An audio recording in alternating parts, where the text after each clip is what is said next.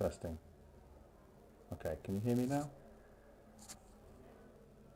A little bit noisy. I can hear you. Okay. Hi Touche Turtle, hi DIY Projects with Trousers, hi Steve A, Quad 10 and Odd 1X. Those joining on YouTube. Everyone's a bit crackly, that might be my fault. Right. Does that make it better? No, that doesn't make it better. It's clipping, is that a problem? It's clipping. Why are we all a bit crackly? We might have to run, yes it's crackly.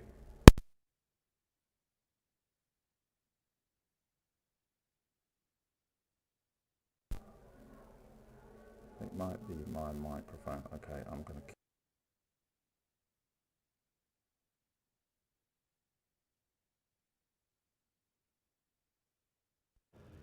Okay, is that better?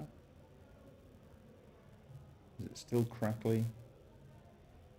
We might have to go with crackly because I think we need to get started. The sound isn't good. Oh dear. Okay. Sorry. My side sounds good. Yeah, it's fine for you because you're on Zoom, but it's the loop back through to YouTube. Okay.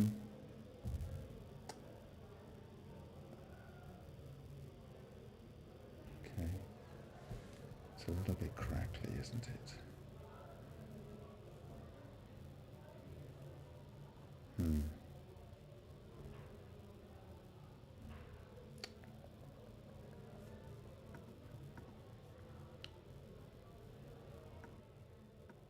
It's still crackly. Is it permanently crackly, or is it just crackly when people are talking? Can someone else talk? How about you, Rupert? Just see if it's not crackly for you. Yeah, I mean, from my side, I can hear very clearly. I don't know if you get distortion from me. Okay, so I can hear the crackling that's being sent. Yeah, it's just crackling when people are talking. That's in a conversation. That's the problem, isn't it? Right. Okay. Not entirely sure if we can fix this, and it might just be the way it is. All voices are noisy. Yeah, sorry, Laszlo. I think it just might be something. It's just me, is it? Okay, I'll shut up because it's mostly Charles that'll be talking. Hi, Artifact. Hi, Green. Hi, Cake. Hi, Laszlo. Hi. Yeah, so we've got a fairly good quorum on there at the moment. All right, so I think we'll start.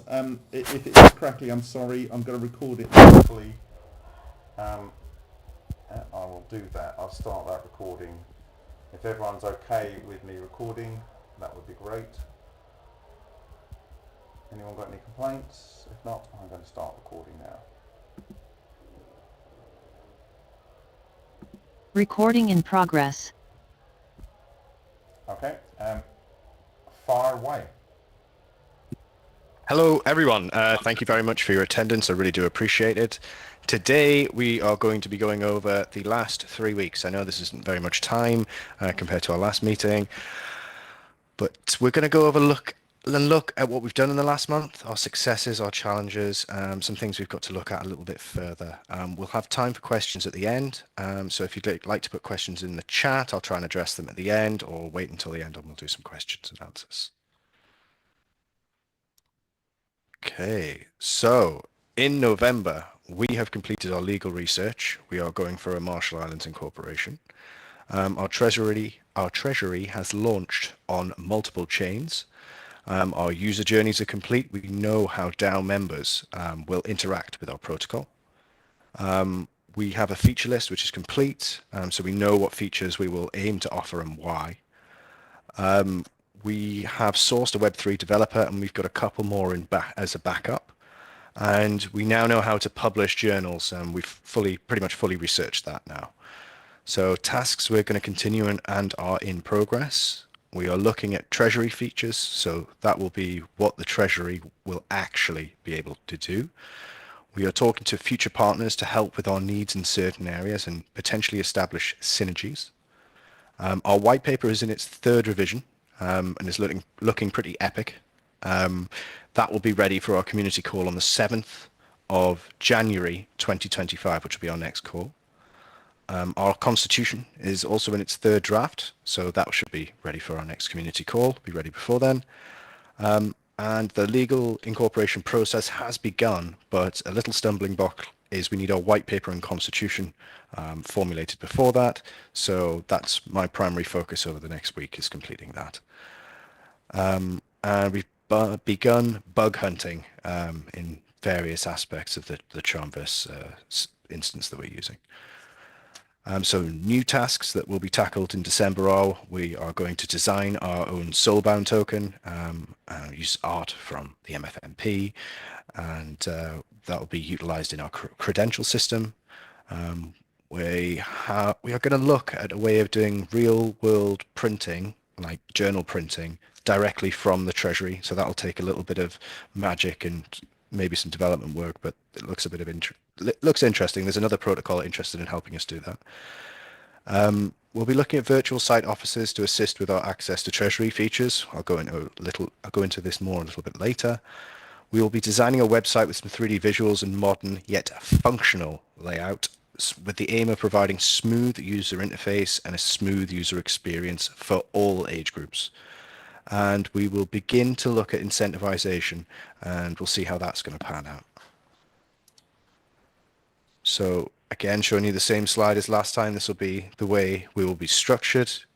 We'll be registering a non-profit LLC in the Marshall Islands. And again, this is once we've done our constitution and our white paper.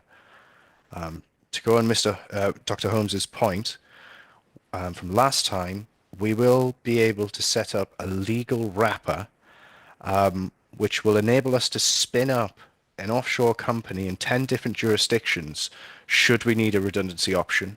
And that can happen ridiculously quickly. I can push a button on it and it can happen overnight that process can start. Yeah, excellent. Fantastic. Thank you, gentlemen. We may need to incorporate a subsidiary in the EU to gain access to EU banking services, and whether we actually need that is something that I'll investigate over the next 30 days, 60 days. So our Treasury, as mentioned, has launched. That is the Treasury address. If you'd like to look at our Treasury, you can go to Etherscan, so ETHERSCAN, Etherscan, and type in EVO Labs DAO.eth into the search bar, and that will show you our Ethereum chain address. We've launched on Ethereum, Optimism, Gnosis, Polygon, Zero Knowledge Ethereum Virtual Machine, which is a zero knowledge chain, which might come in handy for some future stuff. Base, Arbitrum, Celo, and Avalanche chains. We will accept donations on any of these chains in any currency. We have, ignore that, we've actually got $1,847 in our on our Treasury as of time of writing, and I'll reiterate that donations are open. Current features and things we aim to implement in the future as soon as possible and we're actively pursuing. So the multi-sig signing for all transactions, so that's multiple people have to validate a transaction. We've got 2 laptops and 2 hardware devices in the hands of 2 founders. We have 2 more laptops and 2 more hardware devices going out to 2 other people within the community. And yeah, we will have multi-signature signing for all transactions very, very soon. We have the ability to swap tokens within the Treasury, so any token for any token. And we can come together as a group and decide which tokens we'd like to keep, or have a basket we'd like to keep, whatever we'd like to do. We have the ability to loan against any tokens we decide to keep. And if we use an over-collateralization option, the rates are pretty low. We can stake our tokens and receive passive income. We have a bot to manage our positions to ensure they'll never get liquidated, so that's quite handy. We're in the process of setting up a Web3 IBAN and Euro. It's electronic euros, so it's not real euros account, and e-money, basically. This could enable us to connect to the European banking system, but the current challenges are we need a registered address in the EU, so that's why I was talking about looking at subsidiaries and setting something up potentially. But we can, if we subscribe to a different service and get a registered business address anywhere else in the world, which will all come as a part of our incorporation in the Marshall Islands, We can pay any invoices to any fiat bank account. So anybody can receive money directly from the DAO, from the Treasury, directly to their bank account. And we'll also be able to issue invoices in fiat. So we can say, okay, please pay us £500. And that £500 would be converted into dollars or whatever we decided for our Treasury. And this would also enable some bookkeeping options. We can also batch transactions so that we can mint multiple NFTs and distribute them really cheaply rather than users paying for gas individually or us forking out on gas for individual transactions. And we've already integrated our on-chain voting mechanics, and we'll be testing this with our proposal workflow over December, once we've launched our soulbound token for the alpha test. We're hiring a smart contract developer next week to assist with that, to help us launch a soulbound token in a really trustworthy way. Further features that we've got access to but haven't fully investigated or integrated, a collaboration portal for interactive documents and things like that, but it's pretty much what we've got already, but there may be some slight differences. The ability to offer auctions, automated membership management, allowance management, and token gating. So these are just little things we'll look at. On a further point, and this is only something that we've been looking at pretty heavily in the last week, the Treasury will itself be releasing AI agents for marketing and trading. I know I've mentioned a marketing one, but there's quite a few protocols now offering AI trading. So we'll be looking into that type of thing, and nothing will be launched officially until everybody in the community knows, but we're going to do some testing of some little models in the background and see what we can get working, because there's quite a lot of hype about them at the moment. And if we can generate another revenue stream for the DAO that literally involves a bot doing some trading, that might be beneficial, depending on the trading mechanics, of course. Yeah, and so more info on this in January 2025. So for our features and user journeys are actions conducted by DAO members or admins or project members on the EVO Labs protocol. The vast majority of user journeys are covered in Charmverse, so the thing that we're playing with, and we will be forking. Well, we have forked, but we even further decentralizing in the future, and we'll aim to flesh out any user journeys that we've missed, but I think there are very few. We'll be looking at how Charmverse is completing their offering, which will happen over the next couple of months, and how we need to add bits to improve the user experience, the user interface. As our DAO is quite unique, we have had applications to join from all around the world and from multiple different age ranges. All age ranges, in fact. So most DeFi protocols or DAOs, they don't actually have to deal with any of these problems. So that's, I believe, reflected in their user experience and user interface. And so while our current iteration, the centralized Charmverse solution that we're using, it can be difficult to use, and there are some unintuitive features, our goal will be to release something that will utilize abstracted features. And so what do I mean by this? With blockchain technology maturing, no one should need to know really how to create a wallet or store private keys or any of these exhausting things. You shouldn't really need to know what chain you're on, or what tokens you've got, or where your tokens are on what chain. You shouldn't need to know how to move between chains and that there's only certain ways you can move them.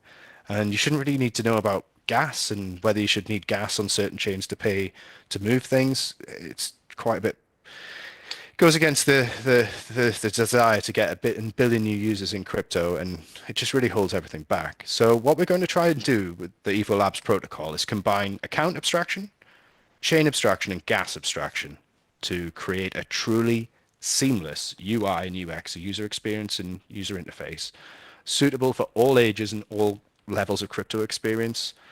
So account abstraction will allow users to create a non-custodial wallet. That means you guys own it, like when you create the wallet, and it will automatically register itself for the notifications, the calls, the streaming features that we'll be offering within the protocol.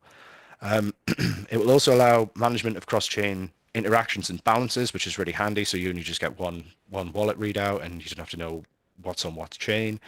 And and chain abstraction technology will be incorporated to ensure users don't need to worry about which chains their assets are on. and moving between chains should be, I believe it should be a back-end thing rather than requiring user knowledge and expertise and expert steps and extra clicks to get something done. I think it should just all be done on the back end. So we're using chain abstraction, and gas abstraction will be employed so users don't need to know about gas, how much they need, how busy the chain is, whatever it is that the normal like crypto users have to be aware of nowadays. And so if we can couple all this with our forum, our governance process, and our communications integration, which will allow messaging, live streams, and conference calls, we believe that will enable a simplified user onboarding experience, multi-chain compatibility, and an incredible user interface if we can design one like that. So we're all trying to think of like how users really would like to use this type of technology and interface with it. And yeah, fingers crossed we're making the right decisions here. So the journal wasn't really at the top of my research until last call when everybody started. Well, not everybody. There were quite a few questions about the journal, and I felt as if I hadn't really answered them or researched them properly. So spent a chunk of the last 3 weeks looking at different journals and what can be done and the DeSci space. And so, yeah, I've really tried to focus on this. So the few DeSci journals I've spoken to, they don't really have very much of an offering bar like PDFs. Like no one's doing real world printing. One company like bundles PDFs to be sent to like Nature or whatever. Some of them could be good. Some of them have some synergy with what we're doing, but we really may need to look at our own solution of what we can do. I've spoken to Karen Elkins, the wonderful lady who appeared in one of our community calls, and she's going to be perfect for assisting with setting out the journals, getting them ready for physical editions, getting them ready for PDF editions, and really helping us with that side of the piece. It's really amazing to have her on board. We believe that peer review can be taken care of by the community or any outside members that want to, jump in and tell us how wrong we are. This led me to sending a little bit of a questionnaire to Bob, because I got stumped at editors. Because as soon as you start thinking about editors, you need someone who's knowledgeable, someone who's unbiased, someone who can really stand back and really understands the technology and says, well, yes, it could work, blah, blah, blah, blah, blah, rather than just poo-poos initially straight off the bat. So I put something together for Bob, which has been voted on in the Substack. And my challenge was, where do we go for editors? Do we reach out for individuals? Do we look at research institutions, academics? We can offer open bounties.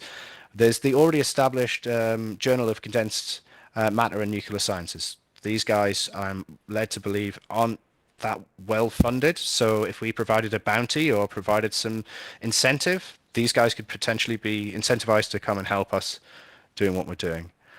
But I found within my research last week this wonderful Lena ecosystem, which I stole from Lenaria, and all credit should go to them for the image. But it does give us a lovely bird's eye view. So after this poll, it seems as if I should be reaching out to JCM&S, which I will do. But should we not find editors from them, this ecosystem may lead us to some editors that may be able to assist us with unbiased yet knowledgeable editorial oversight. So that's pretty much the journals. Oh yeah, for physical printing, that's going to be a bit more of a challenge.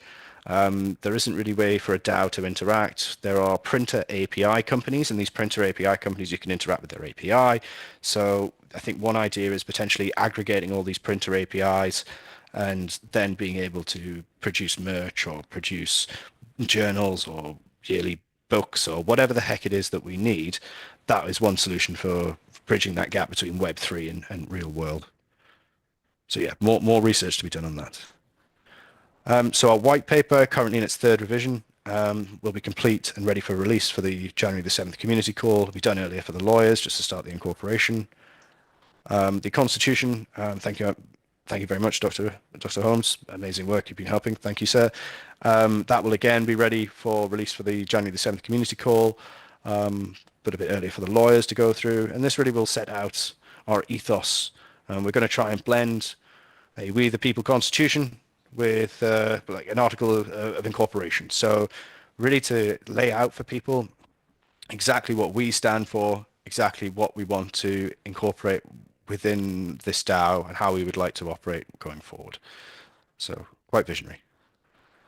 So yeah, we're testing our workflows at the moment because we're finding quite a lot of bugs within Charmverse, and it helps to bug hunt now before we fork it over and start messing around with it. So we're looking at testing our workflow proposals. We'll have our soulbound token next week, so that we'll be able to start testing gated voting and things like that. We've decided to only allow users to create proposals based on pre-made templates, because we realized that if we allow anybody to create any proposal any which way they wanted, that would just be a minefield.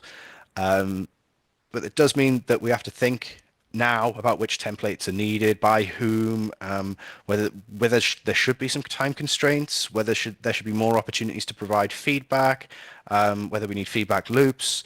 So yeah, this is all stuff that we'll be testing over the next couple of weeks. We have project application proposals, which will allow projects to apply to the DAO for funding and project management assistance.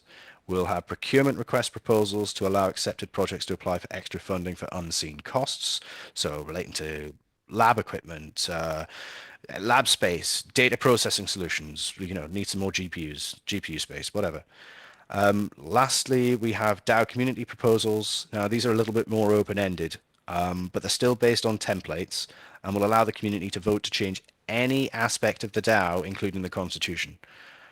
A full list of proposals, their structure, and overview with a few examples will be available for next call on January the 7th.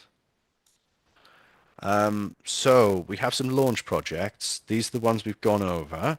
Some interesting new ones that I'm sure you'll see. There'll be a heck of a lot more information on them soon. The reason I say that is we have our project application form nearly complete, and this has taken quite a long time to actually get to the bottom of what we want out of in terms of information out of prospective projects. So yeah, we'll have definitely some more information. But what we do have, if these videos work, are some video updates from Henk, which I'm sure you'll all love to watch.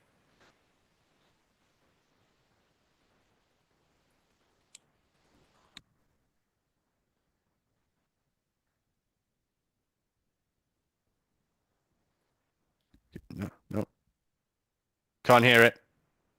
No. Okay. Terribly sorry. I will have to make sure that those videos, they're on the Charmverse. But anyway, Henk is experimenting with a new power supply. He's got 3-phase power going in. He's got some unique effects going on within his within the reactor. He's having some great old fun with his new oscilloscope.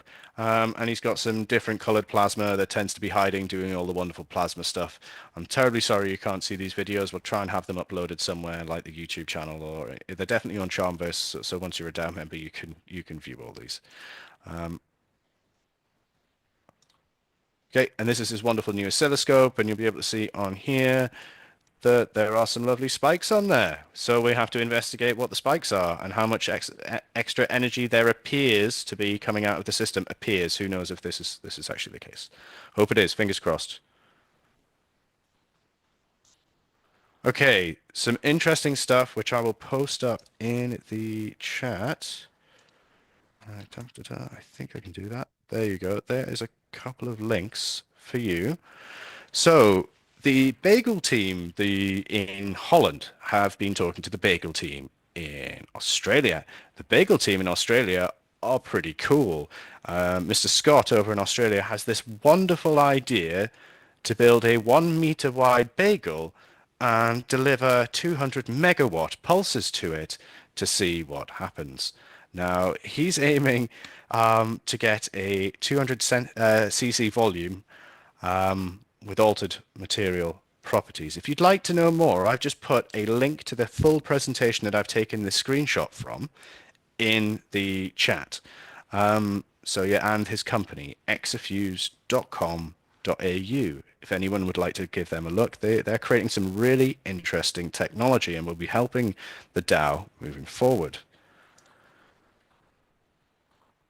They've also been building a detection device for the bagel. So this bagel will be doing some wondrous work, but he also mentioned that if one was to have a near infrared camera, you could see EVO flashes. And this might be something that people want to take note of for the future, that if you need to look at EVOs, you might need a near-infrared camera. So for our development, we've taken on one more back-end developer, and we've got a few more to be onboarded over the next few weeks. I think we've had some challenges with Thanksgiving because I think everybody's traveling around the world. We found a number of smart contract developers to assist us, and we'll be moving forward with a couple of those gentlemen. So a bit of a shill here. This is Bob's Kickstarter. Please, if you can, donate to get this wonderful book created. This is like, I have 2 copies of the other one, and I'm going to buy 2 copies of this one, just so I've got them in the house. This is a really amazing book, and the visuals will be far superior to the previous copy. If you need anything, and you need a link to this, I have put it in the chat, but it is also this QR code on the screen just here. So if you'd like to donate or try and get a copy of one of these, there's multiple different categories that you'll qualify for depending on how much money that you can contribute to this Kickstarter. Groovy. Okay, so we're going to be taking a break from community calls just for December as everyone prepares for Christmas or Thanksgiving or Hanukkah or however you like spending your time.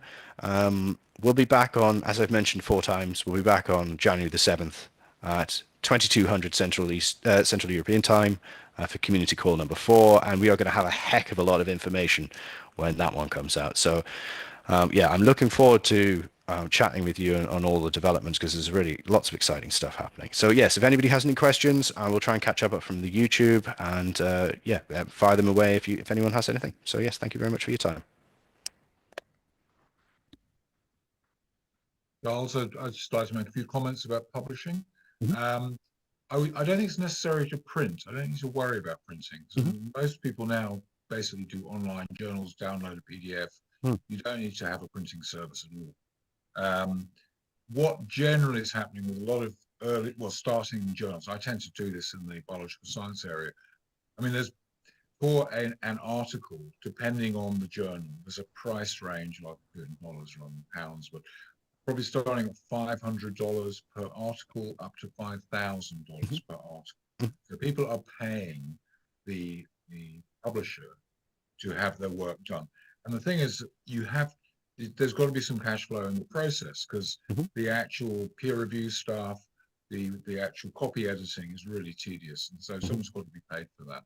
And you've got to work out how to get money, to the people doing that part of the work. So, what used to happen in the past, you'd get library subscriptions and whatever, and the journal's got another source of cash flow. And so it's a different way. It's a different business model. What's happening now online is that basically authors are paying to get published. There'll still be a filter. There'll still be a peer review filter.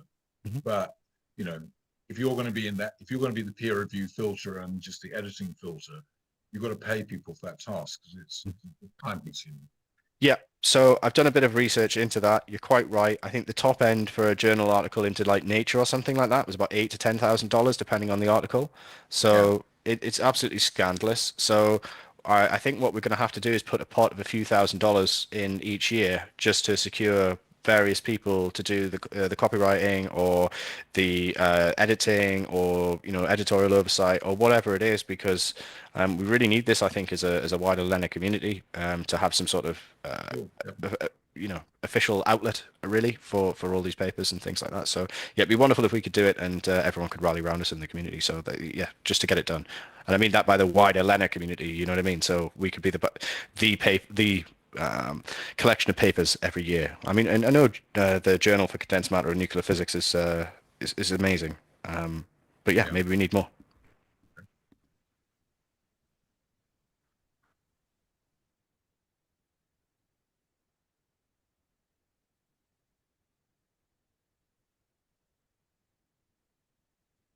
If you want to make a comment, then put your hand up. Otherwise, I'm just going to check on YouTube.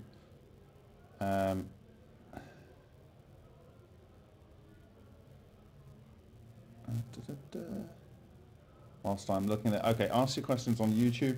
I did suggest to Charles that we should have some people in the community that print out PDFs if that's the only option available to us initially, and bury them. there's just someone responsible for burying them. I completely agree with that. It's a kind of Akashic record of what we're doing, isn't it? Well, it's more like a Dead Sea Scrolls record. Yeah. If it could be chipped on stone, it would be better. But Well, that's my next comment that I made to Charles. I said, but that would be a bit extreme. Yeah. This is a completely different tech project, but I always thought that, those clay tablets in cuneiform, have actually survived thousands of years because it's robust material. So you need that laser printer that prints, into some nice I think you've just solved our material. problem. I think you've just solved our problem. I mean, if you can get a 3D printer to print, you can get a 3D printer to score, or at least make impressions. Yeah. So maybe we should actually write our papers in cuniform. Yeah, cool. You just have a little triangle in dimple, and you just have a thing that goes around and goes. It's just one little triangle thing. That's absolutely being done, Bob, at the moment. Is it? Easy. Yeah, it's easy enough. That isn't really technically hard. No. I'm saying like cuneiform is also one little pointy thing, and you just rotate it and impress into the clay. So maybe we have to write in cuneiform. Make a new character. Very much like a braille machine. Push that into the clay. Or braille would work. Braille would work, actually. Braille might be faster. Braille is quick and cheap and readily available. So yeah. Yeah. Okay. So I noticed on the bagel that Xfuse have made that the limits are not in the windings are not in the limit of the windings, so they won't correctly produce the toroidal moment. That needs to be considered, so I'll let them know. Right. So, okay. So they're talking about having a journal distributed by CNC machine. Okay. Aboriginal rock. Okay, guys. Thank you for your contributions. Okay. Anyone else in the room want to talk whilst I try and collate things? Laszlo's got a question from the chat. What is the strategy to distribute the treasury and the functionality between so many chains? Okay, I'll deal with account extraction and gas abstraction can hide this complexity from the user, but as you said, we still have to manage it on the back end, including bridges and transactions between moving those involved in chains. Yes, please look at Cluster, who have just been bought out. That's Klaster.io. They've just been bought out by Biconomy. We'll be working with Biconomy and Concero. Concero will be offering all the cross-chain stuff. Biconomy will be doing all of the gas abstraction, chain abstraction. I'd really like you to look at what they're doing and who they've integrated with. You probably used their technology before and not even realized it. So the strategy to distribute to the Treasury will be voting mechanics based on governance decisions, and that will be the only way funds can be distributed from the Treasury. And the functionality between chains, that's Concero using cross-chain bridging. So that's Chainlink on the back end using functions in a 26 to 27 seconds finality. So rather than Ethereum, 20 minutes. That's what. Okay. I think that's a good answer. Someone is suggesting encoding the books into pathogens. just writing it as a DNA sequence. Yeah, viral content. Yes. Yeah. Literally a viral communication. Wow. Please no. No. There's enough of that going on anyway. Okay, I'm trying to track. Yeah, okay, I get it. It's a joke. I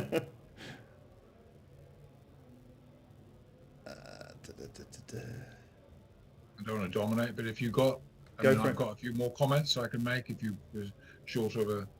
Fire away, Rupert. Okay. One of the things I've been doing is trying to sort of incentivize the financial community. I mean, you understand, I'm in central London, I have connections in the city, and I've drawn people's attention to this huge difference in price to lead, which in the UK is £1 to kg, and gold, which is £67,000 per kg, right? So if you can do any sort of transmutation, it doesn't have to be terribly efficient, it gets very interesting, all right?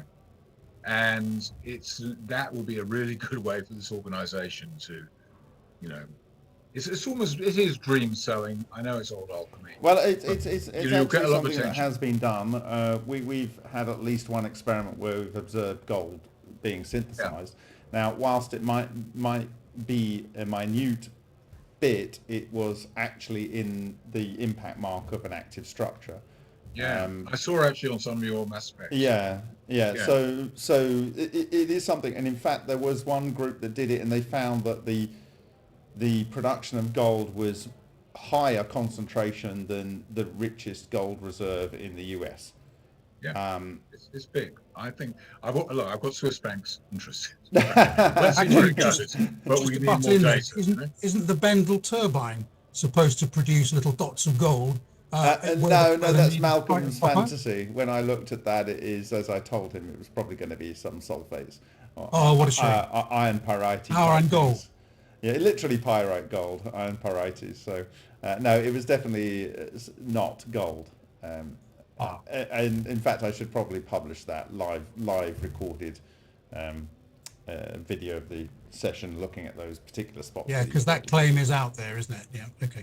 Yeah, well, unfortunately, that is the thing with the internet. When someone says something, people copy and paste it, so that's why you've got to get it right first time, hopefully. Well, Bob, could you send me your email address? Because I've got samples, which you got the MS. Yeah. The mass spec. Yeah. I have access to one periodically when I can get to California, and then I've got one that I'm paying for on Tuesday again. Right. Well, I tried King's College London, and when I started to explain what I wanted it for, don't explain. Just say, like, how much will you charge me for analysing this sample? And just I've got this sample and I think it's interesting. You might not find it interesting. But typically they'll be charging £350 plus tax an hour, and for that price I can get a flight to California for a couple of hours, and I can spend a couple of days on Alan's machine, or I can for not so affordable, but without the travel I can do it here. So we can arrange that, Rupert. Okay. Yeah, well, I mean UCL, King's, lots of people, Imperial, have all got these machines, so it's just a case of getting through the door. Yeah. You're better off finding just a friendly person who has one. My intention is to get one here so that I can offer essentially at cost for the community here. And we've got close a couple of times, but then it's either all or nothing. We actually have access to get a unit for about 60% of its cost. It's the one that I've been using for 4 years, and 3.5 years. They actually call it the MFMP's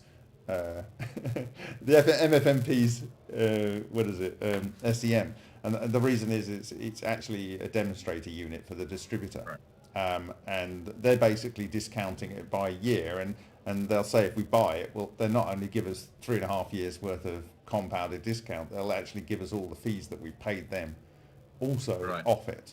So at some point we're going to drive that price to zero. And they'll just give it to us. We'll have to maintain it, but that's it. When the next new model comes out, Bob? Well, you know what? The thing is, you can go... It's what I'm saying to people, like the SEM was basically invented in the city that I'm currently in, certainly some of the best ones. If you go to the Technical Museum up the road, there are ones from 1961 during the Soviet period that can do 500,000 times or more magnification. And they look like 1950s Cadillacs. They're utterly beautiful, and you turn them on and they'll work. But you don't have the flexibility that you have these days within new systems. The resolution is lower on the system that I use in Prague, the ones that you've seen so many images from. It's actually quite a lot lower than systems from the 60s during the Soviet period. So, but yeah, let's try and organise that, Rupert. Okay, good. Because I've got some golden looking metal. I don't know what it is. Well, I mean, if you've got copper, I mean, this whole nickel, copper, gold thing, it's something, or nickel, silver, the first gold. experiment I did was with brass, and I got something that looked like iron oxide from the brass. Yeah. when I did it with 99.99% lead, it's basically a foil. It's 0.5 millimeter thick. Yeah. On the edges, the EVOs gobbled away at the edges, and I actually tried like triangular shapes because I wanted something that sort of like attracts electrons. And under the microscope, definitely, I've got a golden metal. I mean, it's not an oxide. It's translucent. Now I don't know what that is, but my reasoning was if you can make basically from copper, you can get iron that's knocking off 3 protons. If you knock off 3 protons from lead, you get gold. Right?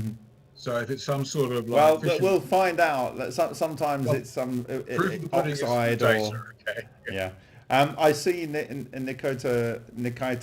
How do I say your name, Nikita Vivek? Let's get this fixed now, so I don't have to. How do you say it? It's just Nikita. Nikita. Okay, great. And your second name? Wolf. Bob. Okay, so he's saying I had one spec'd out last year, Excel model for work with EDS, and was about 175,000. That's almost exactly the one that I use. It has all the bells and whistles. They've got some really cool new features that have just been introduced into software. They've actually done most of the bug fixes that I found over the last 3 years. So they've been watching my videos and my complaints, and I've been giving them a list of complaints. The biggest one that they fixed was every time it was capturing a high quality image, it would leave a counter in the middle of the image, which is the bit that you want to be focusing on. So I said, just put it anywhere, just not in the bit that's in the center of the frame. So they've done that. But yeah, so like they're offering it for about 90,000 euros now. So that's a $85,000 roughly discount on what you've probably got spec there. For the same unit. So at some point maybe we can find a way to sort that. But with your particular interest in Matsumoto's work, depending on how the Kickstarter goes, because I know Nikita has been doing some preliminary replications. He's also done some high-speed macro or even micro videography, similar to what Matsumoto did. There's a whole bunch of videos, and I've got a whole load of video equipment next door with a time-based corrector, so we can get rid of any of the missing lines and any of the jiggling. So I should be able to capture the best video that's ever been captured from those videos.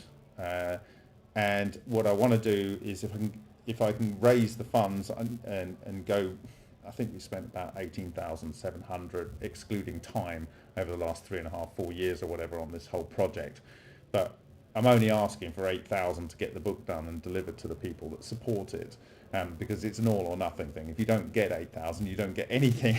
And that doesn't mean I won't produce the book. It just means that other things have to take priority, if you know what I mean.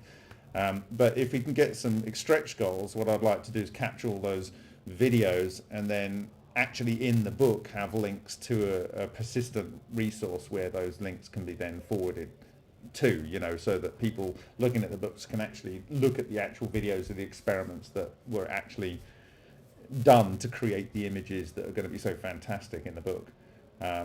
So there's, and then I'd like to do another stretch goal where we do the logbooks. So he did a logbook for the experiment, and then he did a logbook for the analysis. So when he's analyzing a little piece of metal or an X-ray film, he's actually spending like a day on a centimeter squared, and then he sketches the XY grid of each feature that he finds, just in case when he takes the photo that it's either out of focus or it doesn't develop or whatever, so he can go back to the same part of the emulsion, and we have the emulsions. And so I think logically he was thinking that if someone doesn't believe me and I die, and then they go and look at these emulsions which he's kept, then they're going to be able to go to the XY grid on this particular emulsion and actually find the feature that he's took a photo of. So everything is verified by the indelible record. And I haven't gone through everything. It's just such a large volume of stuff, and there's still some stuff in Japan. But there are some actual of the original witness materials, the copper pieces that he then took photos of. So, that there's a potential to not only what we're doing, which is scanning all of the original negatives and photographs and so on, and uprating the book in so many ways. But there's also a potential to go to the original material that he took the photography from, and maybe find those features and image them with better technology that's available now. So it's a huge undertaking. Actually, it's the most important part, in my view, of this man's life's work. So it's a large amount of work to look at it and determine what's important. But well, maybe we could do a simple crowdfunder and just say the book's final price is going to be like $50, and you pay in advance. And well, that's exactly what the Kickstarter is that we trailered. Yeah. So like, right, okay. So there is an existing book which I made a one-for-one version of here. I've got that. I bought that. So but like you'll see on the Kickstarter that there's things like this which you can't see what that is at all. But we've got fantastic images of these things, like incredible quality. Because there's a Ken Shoulders book as well I've been reading. Yeah. And it's terrible black and white images. No, and so I actually spoke to Charles about that earlier in the week, and I said I wanted to reach out to his son and see if we can remaster that, and I would also like to include all of his other writings and some other key texts, so to make a Shoulders compendium. So that might be a project for next year, depending on how things go. But So Nikita, did you want to say something particularly about what Charles is spearheading here with the DAO? Not really. I came in late, so I just wanted to check out what was even happening, because I meant to make at least one of the previous meetings and I never did.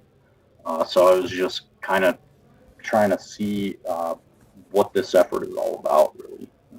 Well, maybe Charles, if you could just give a potted summary of what you've been doing, the intent. I can just say essentially there's a number of people that are in a position to run with the things that the project has been doing openly. But as soon as they start focusing on a commercial venture, then the ethos of the whole MFMP falls away. People don't want to support something that is just trying to capture something, and then you lose the magic, and you end up being siloed in the same way that probably science hasn't advanced in the black world, because there's all these people that have wonderful parts of the puzzle, but they're not able to talk to each other. So to keep it open, we're setting several goals, and the idea with the DAO, from my perspective, in why I'm fully behind it, is to create minimum viable products of technologies that come out of this thing, this exotic vacuum object, whatever it is, this ball lightning based technology, and the way it manipulates matter. And those things will be like, here's the protocol, here's the drawings, you go and make this a contract manufacturer and it does what it says on the tin.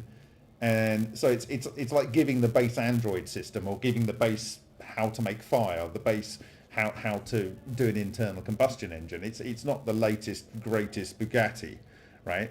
And so it's to give a foundation, because if we wait for the people who think that they control this information and they're not going to give it to us. I mean, if you looked at my last presentation, I was showing almost everything that builds on this technology from a paper from 1992, like vacuum, capturing of vacuum energy, changing of the permittivity of the vacuum, changing the speed of light and time effectively in these ball lightning based structures. And I mean, that was 1992. It wasn't until September in 2000 that Ken Shoulders actually wrote a paper on permittivity transitions, right? So, and so there's this whole potential technologies where there are even technologies we use that are using this process, like HHO, like electro-wire discharge machining, and even to a degree laser steel cutting. I mean, people don't know it's going on, the coherent matter process is going on, they're just using it, right? But we want to take it from what it can potentially deliver, what it has delivered, make people understand that and create these minimum viable products.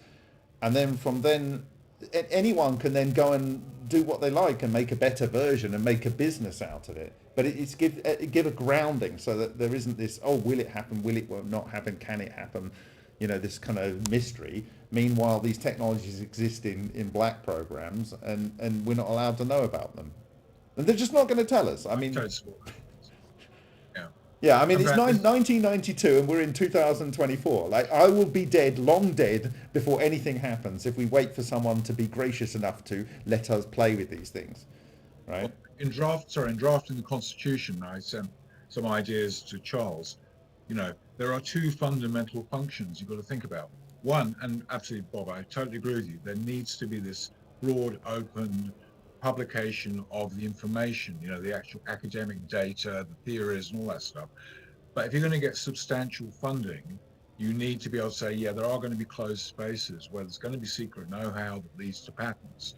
And that's the only way you're going to get big development funding. And it's balancing those two sort of completely conflicting things, which, it's always going to be a dilemma. Here's the thing, Rupert. Like, people put a patent out there, and people can follow the words of the patent, but it does not do the device. What we're offering is a minimum viable product. This is the principle we understand it to work on. You go and build this as per it's described, and it's going to work. Now, there's people that are going to have their own insights from that, and some of those insights might be shit. And they don't do anything to improve the device. But there might be people with intellectual prowess that can see something beyond what the DAO is able to create. There might even be people in the DAO that have moved on in their heads, but they need another 3 years of work. But the idea is to get out these basic products that are minimally viable, and they will solve a base need. So in case of material processing, we know that the wind hex exists. It works. You can go and buy a commercial version, but we don't want to go and buy a commercial version and reverse engineer it, because there might be intellectual property in there that we inadvertently copy. So we work off the patent which is expired. We make our own device that's shown to, efficiently preserve, sugar beet or sweet potato or paprika or, peppers or stuff into a dry or apple, whatever it is, or to recycle concrete, or to dustify glass and aluminium so that they can be used in secondary processes. And that's the minimum viable product. Now, someone might then come along and make a specific version of that, which is essentially what Kraft Foods did. They bought the patent off Fractal, and then they developed 3 more variations of the patent and extended the patent from then. And then they put it into use in food production. And so that's the kind of thing. It's like, it's terrible to have this potential of these tools and these things that, for instance, Ken Shoulder said, but other people have obviously said in their own way, understanding it from a different perspective in the past. And yet we're still scratching around with chemical rockets. And on that note, I'm going to interject here before Charles can take over and give his viewpoint on what this is about. I saw Kai Trump's video, which was quite fantastic, of Trump watching the Flight 6 with Elon Musk. And Trump's like really looking a little bit nonplussed. He's like going like that as the rocket's going up. And I'm thinking, for about 3 or 4 years, I've been calling what in America they call someone who's just a plant, like a beard. Like Musk is a beard. Now I don't know whether he is or he isn't. He might not even know he's a beard. But he's doing Neuralink, he's doing boring, energy storage, energy production, and vertical takeoff and landing. And these are all technologies that can be delivered by EVO Technologies. So I've been thinking, somehow, some way, for the last 4 years, I've been saying, he's going to get into a position where he's going to be given these technologies and they're going to be released. And he's going to be the person that naturally would have been the person that everyone agrees automatically he's trying to do VTOL. He does a different type of VTOL. He does a boring to make tunnels like Ken Shoulders was doing through Illumina, and he just does it. And it's just like a natural progression. It looks like he really did invent it. And it's not going to be that. And I'm thinking, God, this is it. They're right neck and neck with each other. Trump wants to release these technologies. He wants this fair next year or whatever it is. And who better to do it through? Because it was his uncle, John Trump, that went and took the Tesla papers, that are, most of them are classified until 100 years after Tesla's death. Right. And I just thought, oh my God, that's how it's going to happen. If it's going to happen, and that's pure speculation, and I'm sorry, Elon, if you're not a beard, but certainly the writing seems to be. I'd be surprised if you're not the person that invent these technologies, invent them. Anyway, I've said my piece. Well, I'd like to say something. I don't know if you saw this hypersonic missile attack on Dnipro by the Russians. Yeah. You know, I'm a bit suspicious about I know it's a plasma sheet, which is being used to deliver those missiles through the atmosphere. But the level of destruction they're talking about makes me begin to be suspicious. It's more than kinetic energy. Oh, the man who we probably shouldn't mention because the YouTube stream will be cut, but basically the leader of the country there, he says when these we launched it into this place in the middle of nowhere. He says, but if we drop this on Kiev, the buildings will just turn into dust. Yeah. Well, then you and I understand what we're talking about. We both know what it is. Yeah. Yeah. Okay. That's what I want to say. And he was very clear about that. He repeatedly said, you've never seen anything like this, and it's basically as effective as a nuclear weapon, but it completely converts all the buildings into dust. Yeah. Yeah. So that, but you see, this is there are a number of things that really push people's buttons. That's one of them. You know, this is competitive weapons technology. Sorry. The other one is extreme profit. You know, and those are the things which will really drive this organization. You don't want to go into the dark side, but I'm just saying the weapons are already there. And if you heard Trump the other day, he says, if we need to, we're going to use these weapons that the previous leaders have refused to use. Yeah. Right? Because no one wants to reveal their weapons, but you've got Putin has showed two. He's showed the Kinzhal, and he's shown this one, which means Oreshnik or something. It's the little catkins, seeds, flower pods, which is what it looks like when it's coming down from the sky. Trump used the weapons in 2017 in June in Syria. Yeah. And we know that because Jenna Musa, a Arabic journalist on Twitter, said, when the Americans are going to drop what the ISIS calls the electricity bombs, and they have no other name for them, that's because of what they do, that's what they call them. We're phoned by the US military and asked to put any piece of metal on our body and any electronics onto the ground and stand away from it, effectively. And then in the next frame, she shows one of her colleagues holding up an ISIS sword, and it looks like it's been at the bottom of the ocean for about 30 years. Yeah. And we know the signatures. This is so the technology was used to defeat ISIS in a couple of weeks, and it's just. It's next level. So we that's the decision I made in 2017. I know the weapons have already been made, and obviously there's, according to Bearden, most of the understanding was there in Brazil, UK, Russia, Israel, US, China, South Korea, and Japan in the 80s and 90s. Yeah. So everyone's kept the peace. And I genuinely think what's going on right now is they're trying to bait Putin to launch his weapons, because you can't use this technology to take them out when they're in a silo, but you can make them disappear when they're in the sky. Huh. So you can unilaterally disarm a country, but against their will. You just get them to all launch, but it's an incredibly risky game, because if your technology doesn't deliver on every single unit, but they might let a few land, and so these boys with their toys, they've got them, and my viewpoint in the beginning of 2017 is that I have to accept that. Do I walk away from this field and don't push it out? And I thought, no. Ken Shoulder's work needs to have an airing. People need to understand what this is and what it can do, because I don't want these people holding dominion over us, holding these ultimate weapons you know, to just do party tricks, and we're all lied to about what actually happened.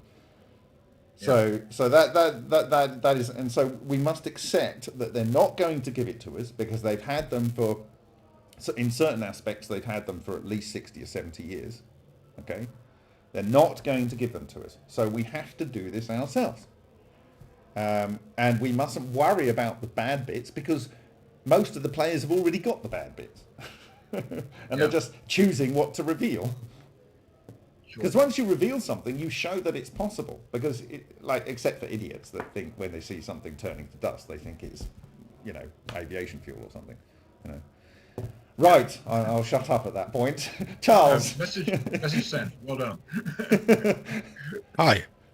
So what for the case of Nikita, who doesn't work at a national lab at all. Can you explain to him what it is from your point of view? Sure. So we're creating an incubator for experimentalists, innovators who would like to open source devices once they reach a stage of a minimal viable product. We're going to be providing funding routes so people can come and fund these innovators, the experimenters, and we will also assist with project management assistance.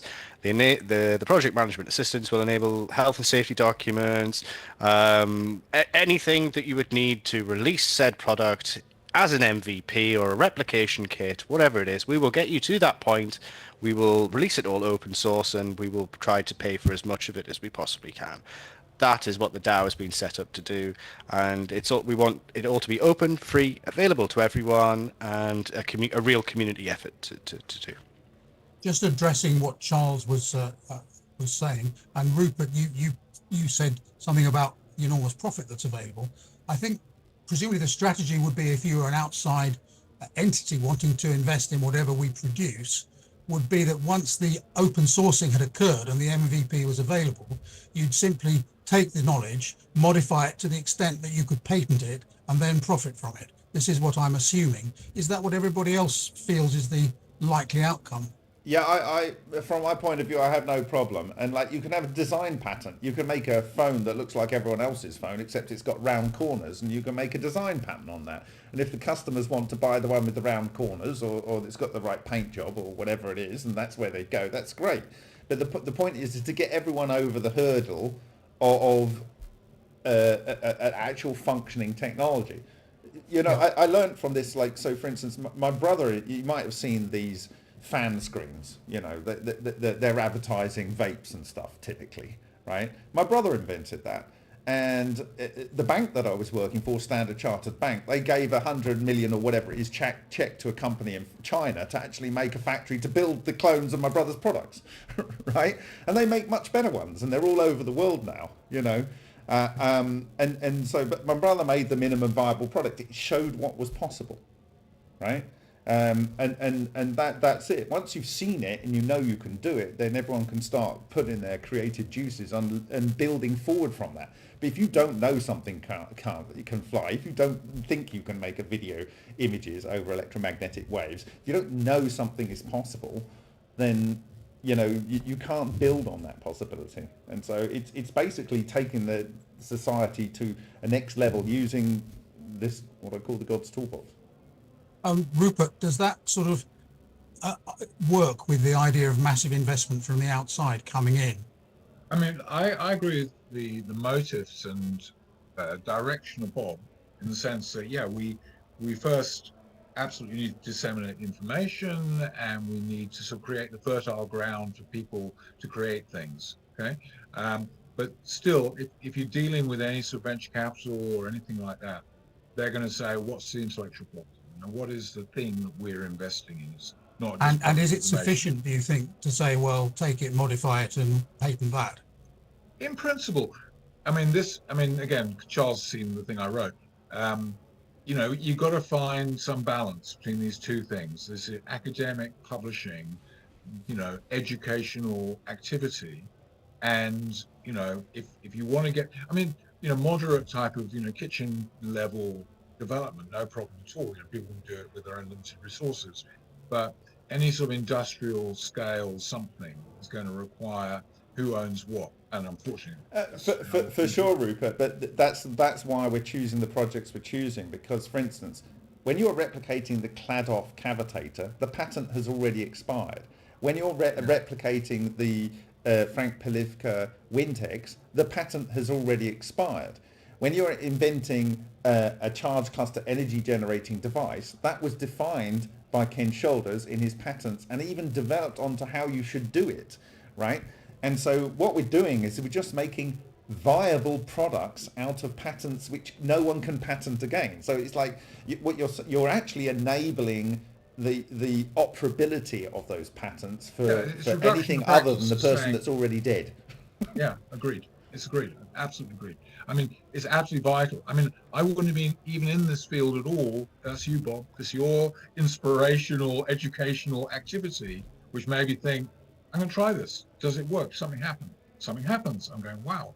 You know, and where I am now is, okay, I think I mentioned in an earlier meeting that I'm looking at porphyrin as a catalyst, and something seems to happen. I mean, if you put, you know, porphyrins, you know, iron porphyrins into these water cavitation experiments, they seem to go faster, right? And that's a little micro sort of magnet, right? Maybe that helping those EVOs come to life. What I found with the ultra experiments is a lot of the aluminium foil that you get actually has minute flecks of iron in, but the iron gets ripped out by these structures, and if you stop it at 90 seconds, you end up with these, like, it looks like one of those knot pieces of art where you're actually made like loads of different types of knots out of a big thick rope, and it starts twisting together, and then not much longer after that it's progressing towards the iron-rich crenellated spheres.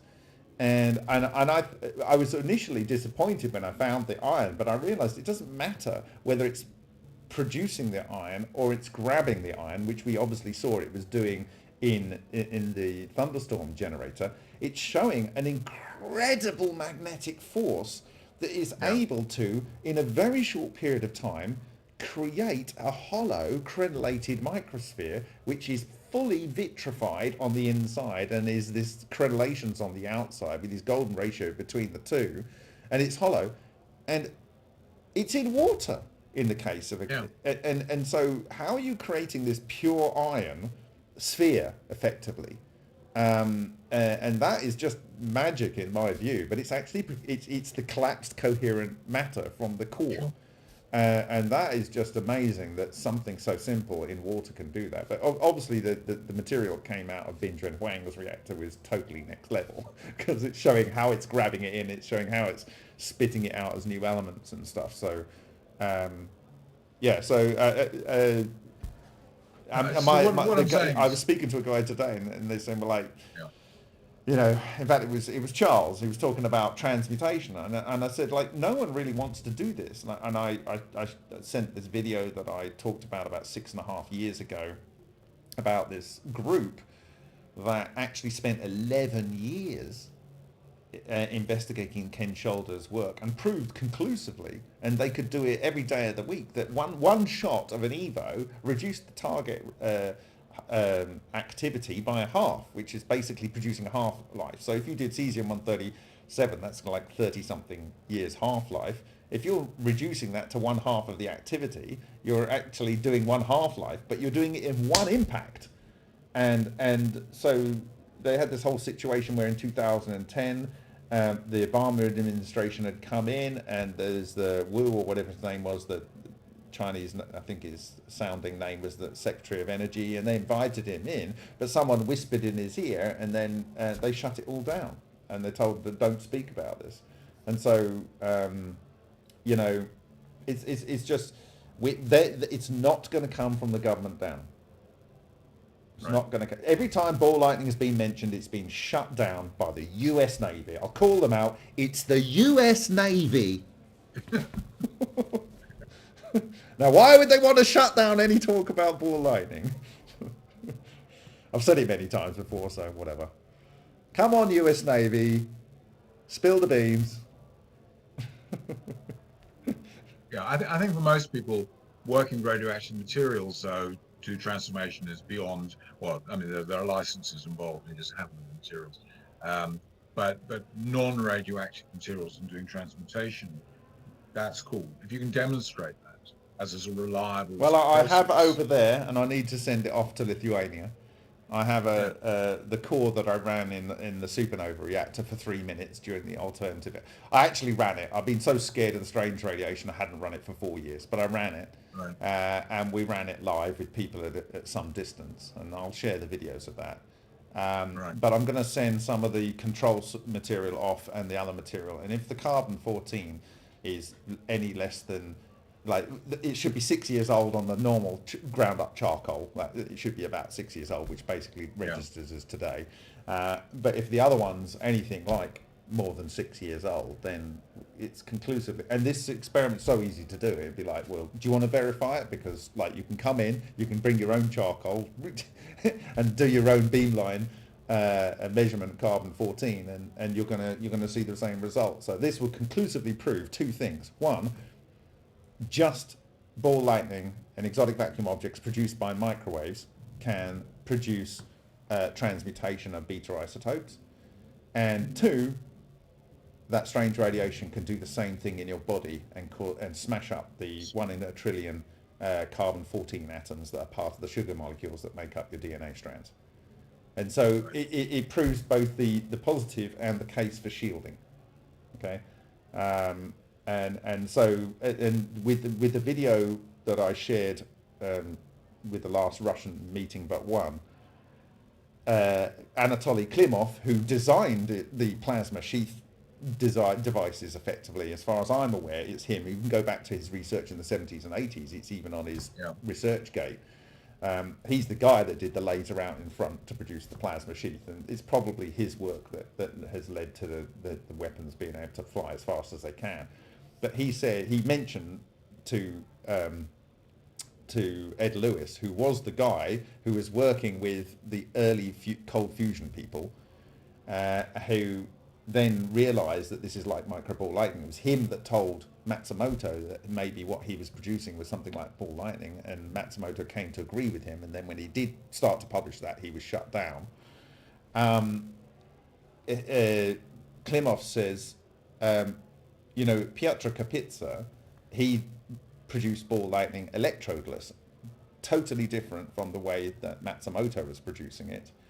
And he used microwaves, standing waves, and of course in his 1950s paper he describes how he views it in his phase conjugation, and he says it's on the antinodes that they form, and it's transverse. He says parallel to the ground, but that is transverse to the wave coming in and reflecting. And then he says, so that you're making these microball lightning and ball lightning, and he did that. And then Ed Lewis says, well, did he get any transmutation? And I've not seen this research published anywhere, and I need to write to Anatoly to get him to send it. But he said, yes, he fused deuterium into helium. Right. So that is using phase conjugated waves in a medium to produce free floating ball lightning that can be trapped on the antinodes that will then fuse matter and produce fusion level energies in free space. And he said that's done. So the idea that you can't use this, I mean, Matsumoto had a proposal in 2000 to the Linear Accelerator Conference, because he was an expert in that before he became interested in what cold fusion might have been, to remediate nuclear waste using his microball lightning itonic clusters. Exactly the same way. It was David Yerth, the person I was referring to earlier. So we've got Ken Shoulders, David Yerth, Takaaki Matsumoto, and they're all saying with the ball lightning you can do these things, and clearly you can. Yeah. So well, I mean, we're in this laughable situation right now. I mean, you could design quite simple experiments like P32, which is very commonly used in biological laboratories, beta emitter. I mean, if you could show that you can basically shut down its radioactivity, that's an experiment. Yeah, I just think it's easier with crushed charcoal. Right. Because it's something that it's not quite at the simplicity of the Ultra experiment or Matsumoto's little lead wire exploding like for a couple of millisecond detonations, as it were. But it's so simple that extremely large numbers of labs could do it quite easily. Yeah. Rupert, could I just ask something? Your Yeah. porphyrin experiment, did you try leaving them out in the sun? Because there is quite a lot of medical evidence that porphyrins spontaneously change when they're placed in solar radiation situations for a period of time. And I'd be very interested to know why the color change occurs, whether it's chemical or anything else. Okay, I got the iron porphyrin from Merck. It's actually Sigma Aldrich. It's actually produced in China. I've been storing it in the dark at -20, and only when I get it out to use it. So what I'm saying is it's not heavily exposed to UV. Or has it gone pink yet? No, it's black. It's black. Okay, great. Try seeing what sunshine does to it. I'd be very interested to know.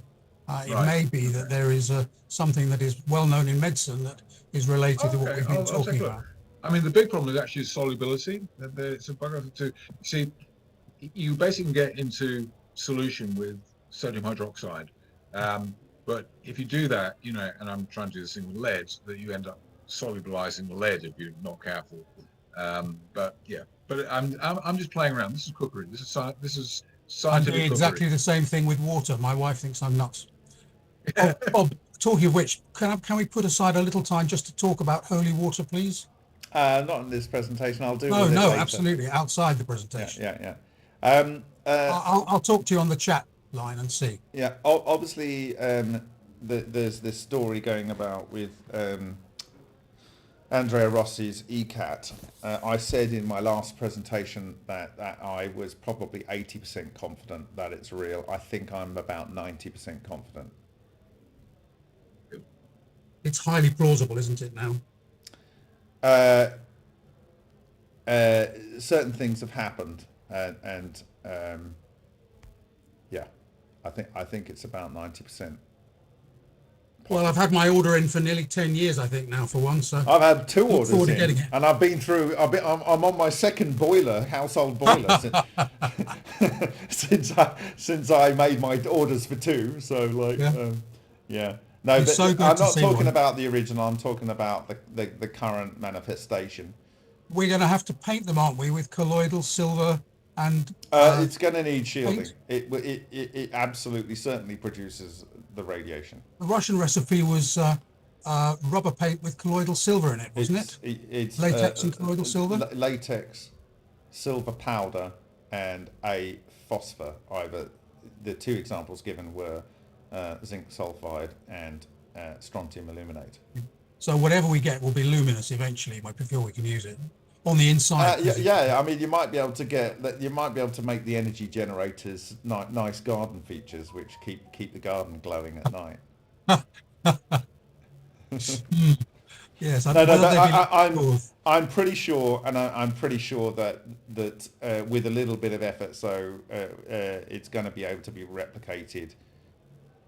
I believe before it's actually made public.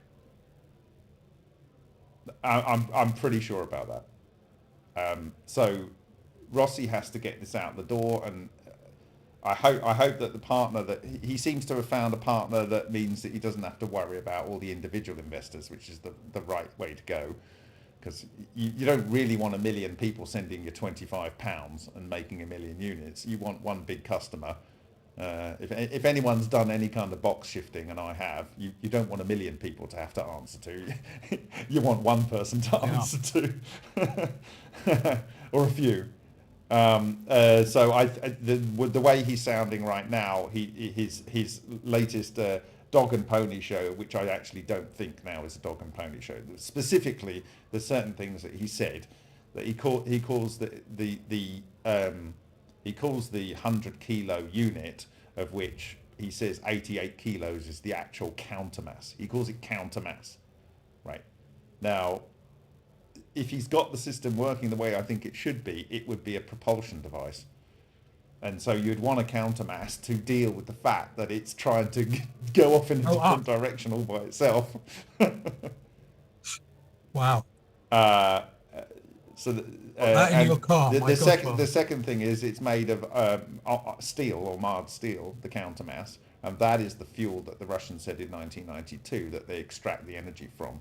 Sufficient that 1 kilo is enough to take them to Alpha Centauri and back, and that the electron accelerator structure that does the extraction of the hidden energy within matter is also a propulsion device. So I think that if he had arranged his device sideways, the car might have gone faster or slower depending on where the vectors were pointing. wow. it might have You been for the price of marginal, one. but he obviously thought it was enough to warrant 88 kilos to stop it. And then the third option is it's just shielding, because he suffered twice from cancer and had to have some surgery. Yeah, his particular type of cancer was melanoma, I believe, and that is well, suggestive. he had throat cancer as well. So yeah. Those are both suggestive of. Well, when Ken Shoulders died of multiple cancers, and as I know what Matsumoto died of. Let's put it this way, Nikita, please have some shielding, or dilution is the solution, pollution. Keep yourself at a distance. You know, because the reason I didn't run the supernova reactor is because the guy that built it died of breast cancer at 40.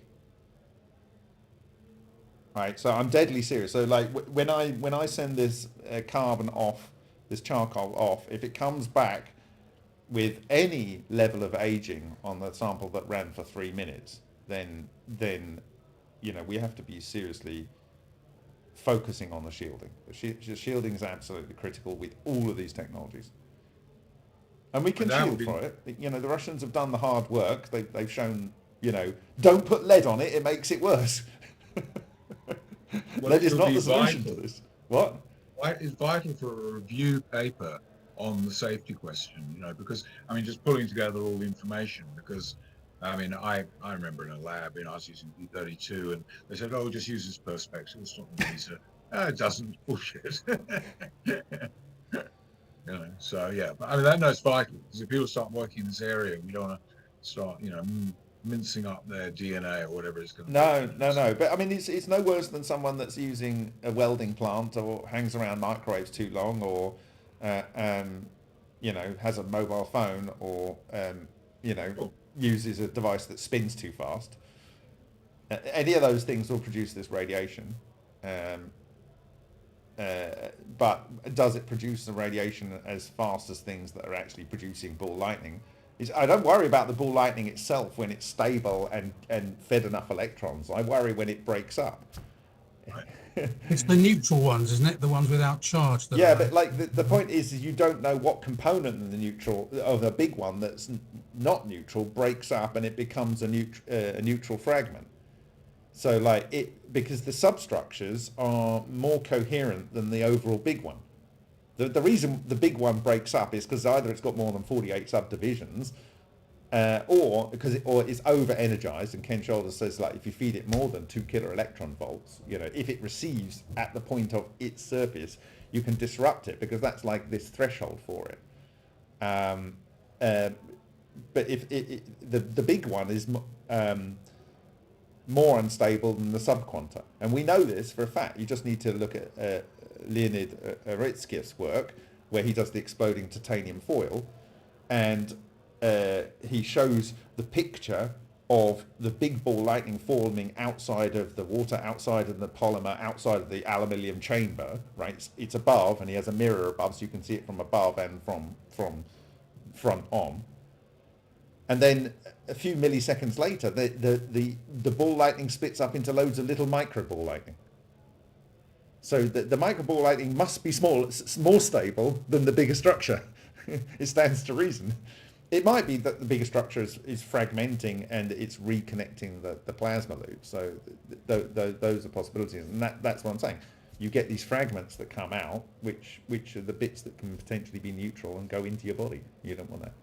Bob, how close are we to developing something that would be a predictable calibrated generator of, say, neutral fragments? Well, we know that the Parkhomov woodpecker does, but if you don't have sufficient energy, you can't release the hidden energy within matter to make them from things. Because he had a sparker And the sparker, when it made the connection, it made the induction coil lift it up like a solenoid. So it sparked and lifted, sparked and lifted, sparked and lifted. And so he would see transmutation there. But they would observe the strange radiation out to about 20, 22 centimeters.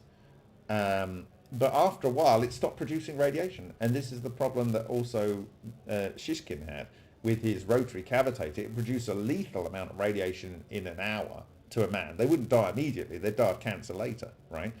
But he found that after a while, it stopped producing any of this radiation whatsoever. And he had to lift it up and take it to a different part of his lab and plonk it down. Because it's literally using it's condensing all of the dark matter, all of the chi out of an event horizon. And it depends on the size of the device. So, you know, when you're running a wind hex, you probably want to run it outside and have no one near it whilst it's operating. And that, Bob, is what I want to talk to you about outside this meeting. Right, okay. Exactly that. So, but the point is that after a while, if you're outside, because there's no walls or whatever, the chi will come in, the feng shui will work, and it'll rebalance itself. We know this because of what Xu Wenju did. He had a brass sheet, which obviously has spin nuclei of copper 63 and 65 and zinc 67. And he had torsion beams on it in a three-body alignment when the relic neutrinos are partially being occluded by the moon, let's say. He saw a sideways pressure. He didn't know what it was, but the sideways pressure is because of the relic neutrino flux, because you've got less underneath, because the Earth has already condensed that in the actual form of gravity, right? It sucked the stuff that's between the Earth and the moon. It's rarefied that, but there's still stuff that's raining down and diffracting around the outside, and that comes in and diffuses in from the side, so it produces a sideways pressure. It's the same as the Foucault pendulum in 1954 or whatever it was by Maurice Allais. It's on NASA's website. You saw the deviation during a three-body alignment. The other thing is you can mix up the environment and then torsion fields that are created by using a high intensity Tesla disruptive discharge, like a unipolar arc from a big Tesla coil. That smashes it all up. Just going back to earlier discussion about publications, I think we need a health and safety review publication. I think it'd be a really good idea. Yeah. And I think what's great about this work is it's going to solve the problem that welders have. Yeah. It's going to solve the problem that people that move near very large, high rate of spinning metal objects. Yeah. You know, if someone's working on a lathe, they're probably exposed to this radiation all of the time. Sure. And nobody has really done the statistics, have they? Let's face it. Well, they don't even know it exists. They don't even know to look for it. If you can't see the wood for the trees, you're not going to get the wood, are you? No, but I have to say I've taken a fair few melanomas off welders, for sure. Oh, More than really? the average. Oh, yeah. Really? Well, Tell me more. My job was, before I finished, I was a private skin doctor. I was a melanoma specialist, and I excised a lot of them. But you do see them in welders. They turn up quite frequently, and it's because they've had a lot of casual welding when they don't use a mask. The ones who are very good with masks tend not to, but the casual welders who like goggles or just look away while they're doing it, those are the ones who come in, and we see a lot of them. And the damage is really quite specific and quite interesting. Go on. And well, there's nothing much to say really. Melanomas, once they form, look like all the other cancers in the body, but yes, cutting them out is a memorable experience because they tend to be around the face and neck, of course. Right. The head and, which involves plastics, which is always an awkward situation. But anyway, no, it's very interesting. And yes, just anecdotally, I've definitely seen it in welders. Right. Definitely. Right. And I have a lot of people welder. would say that's because it's UV light and it's highly ionizing radiation, but Absolutely. There are too many other factors to confound it. I mean, you'll find them in the right side of the face of lorry drivers, but only UK ones. American lorry drivers, it'll be the left side of the face. No way. Of course, yeah. That is incredible data you've just delivered there. Well, it's not data. It's widely known. It's almost, anecdotal. Well, it is data. Even anecdotes like George Eagley did 10 years of ball lightning studies, and they were all anecdotes. Mm. anyhow, that is my experience. So for taking for what it is, but So lorry drivers in the UK, the right side of the face gets more than the exposure to UV than the left. Do you mean it's just from the sun? Sitting in... Well, I don't know, Bob. It could be all sorts of things, couldn't it? Yeah. Well, it's left-hand and right-hand drive, isn't it? Yeah, Your I face know. is against the window. Yeah, I know. It's very interesting, but nonetheless, it's just anecdotal stuff as far as doctors are concerned. But Yeah. we all know it. Yeah. Well, there we go. Thank you for sharing. Right, I'm going to see if there's any comments in the chat on YouTube, unless you've been tracking that, Charles. You look like you have. You're not able to hear you. No questions that I've seen recently.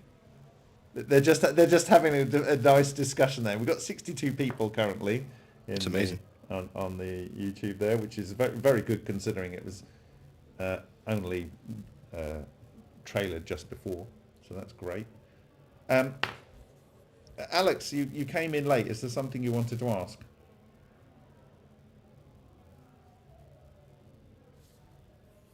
Alex? Can you hear me? Yes. Oh, lovely. Well, I've got a billion questions, but there's one in particular that relates to the EVO DAO and the first presentation you did. You mentioned there was a timeline project being done by somebody, and I found that very fascinating, how it related to Leonard and basically creating a timeline of many discoveries throughout science. Mm-hmm. I was wondering who was handling that and how I could collaborate with him. Sure, sir. His screen name is OD1EX or something similar to that. He is in the chat in YouTube at the moment. If you send me an email, which is in the presentation at the start and the end, I can link you up with him in the real world without his screen name if he's happy to do that, and I'm sure he would be no problem. And so, yeah, Alex, Thank just you. to say, it was originally hopefully going to be based on as a stretch goal for the Matsumoto book, to do a timeline of his life, but do it in such a way that we can bolt in Shoulder's work, Tesla's work, Mizuno's work, and whoever else, and then I would like it to have some kind of back end that contributors can come in, not like Wikipedia where it just becomes a bit wonky, but like there are people that can come in and be responsible for entering, a particular researcher's work. And so it's not all relying on my time and Odd One X's time, and so if we can get above 25,000 on the Kickstarter, it would be my dream. I want to have a chunk of money for Odd One X to reward him, because he's actually made the lena-bot.com, and he's also doing he actually wants to turn this into a course in the US. To teach people about the history and so on, and the potential for the future of this field, and that's great, and he deserves to be able to do that because of all of the work he's done, and I think he's the right person with the right skill set to do the base framework coding, and but it's going to take a lot of people putting stuff in there, as it were. Thank you so much. I really look forward to contributing to that, and I think I get your vision better. I'm looking forward to meeting him. And I have a ton of timeline stuff I think will fit right into place, because finding the origins of this technology, I feel that's where we really nail down the specifics and create the right vocabulary so we can spread the message and develop on it further. That's all from me. Wonderful, thank you, Alex. Sophia, I can't remember whether I know who you are or not, but is there something you wanted to say?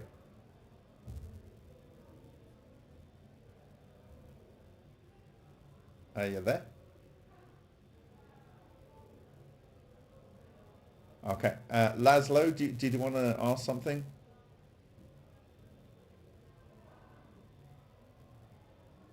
Hi, Bob. Hi, Laszlo. Yeah, I asked a few questions about technical details about the things we are going to use. So we just connected on LinkedIn with Charles, and I hope to exchange some ideas, some questions, some details. Okay, great. Martin, do you have anything you want to ask?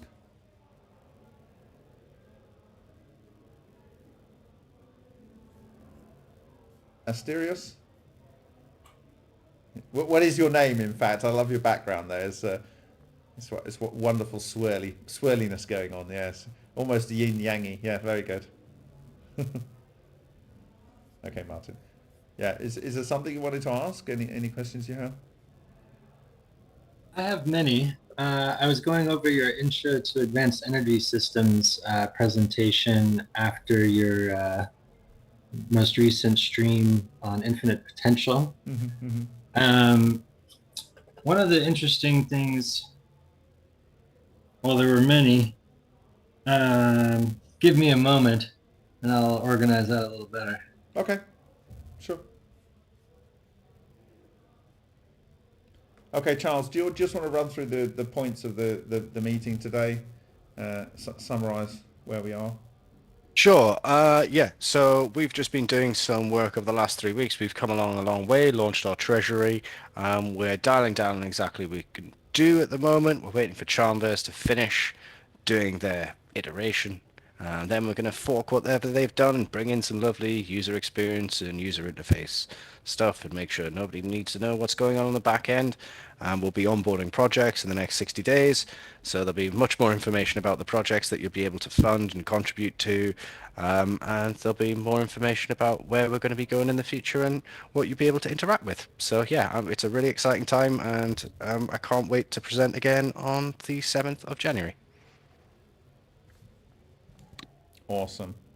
7th of January. Job. That is what day? Is that a Tuesday? I think so. That's a Tuesday, yeah. So I've got Fasted asking what percentage of firefighters got cancer from something.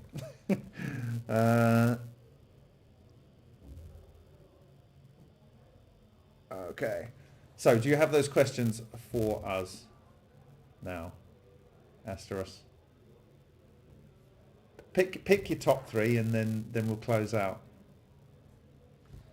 Okay. Well, you had mentioned perhaps a presentation coming after that introduction to advanced energy systems regarding the pyramid specifically, and how it would be used as a machine to generate, coherent matter or something like this. Yeah, so I talked a bit about that on the Matt Bell podcast. If you can go and have a look at the one there, there's a fairly large chunk of about 40 minutes to 45 minutes where I talk through that. You can go back to my original presentation where I introduced that was a couple of years ago, called A New Dawn of an Old Age, on MFMP's YouTube channel.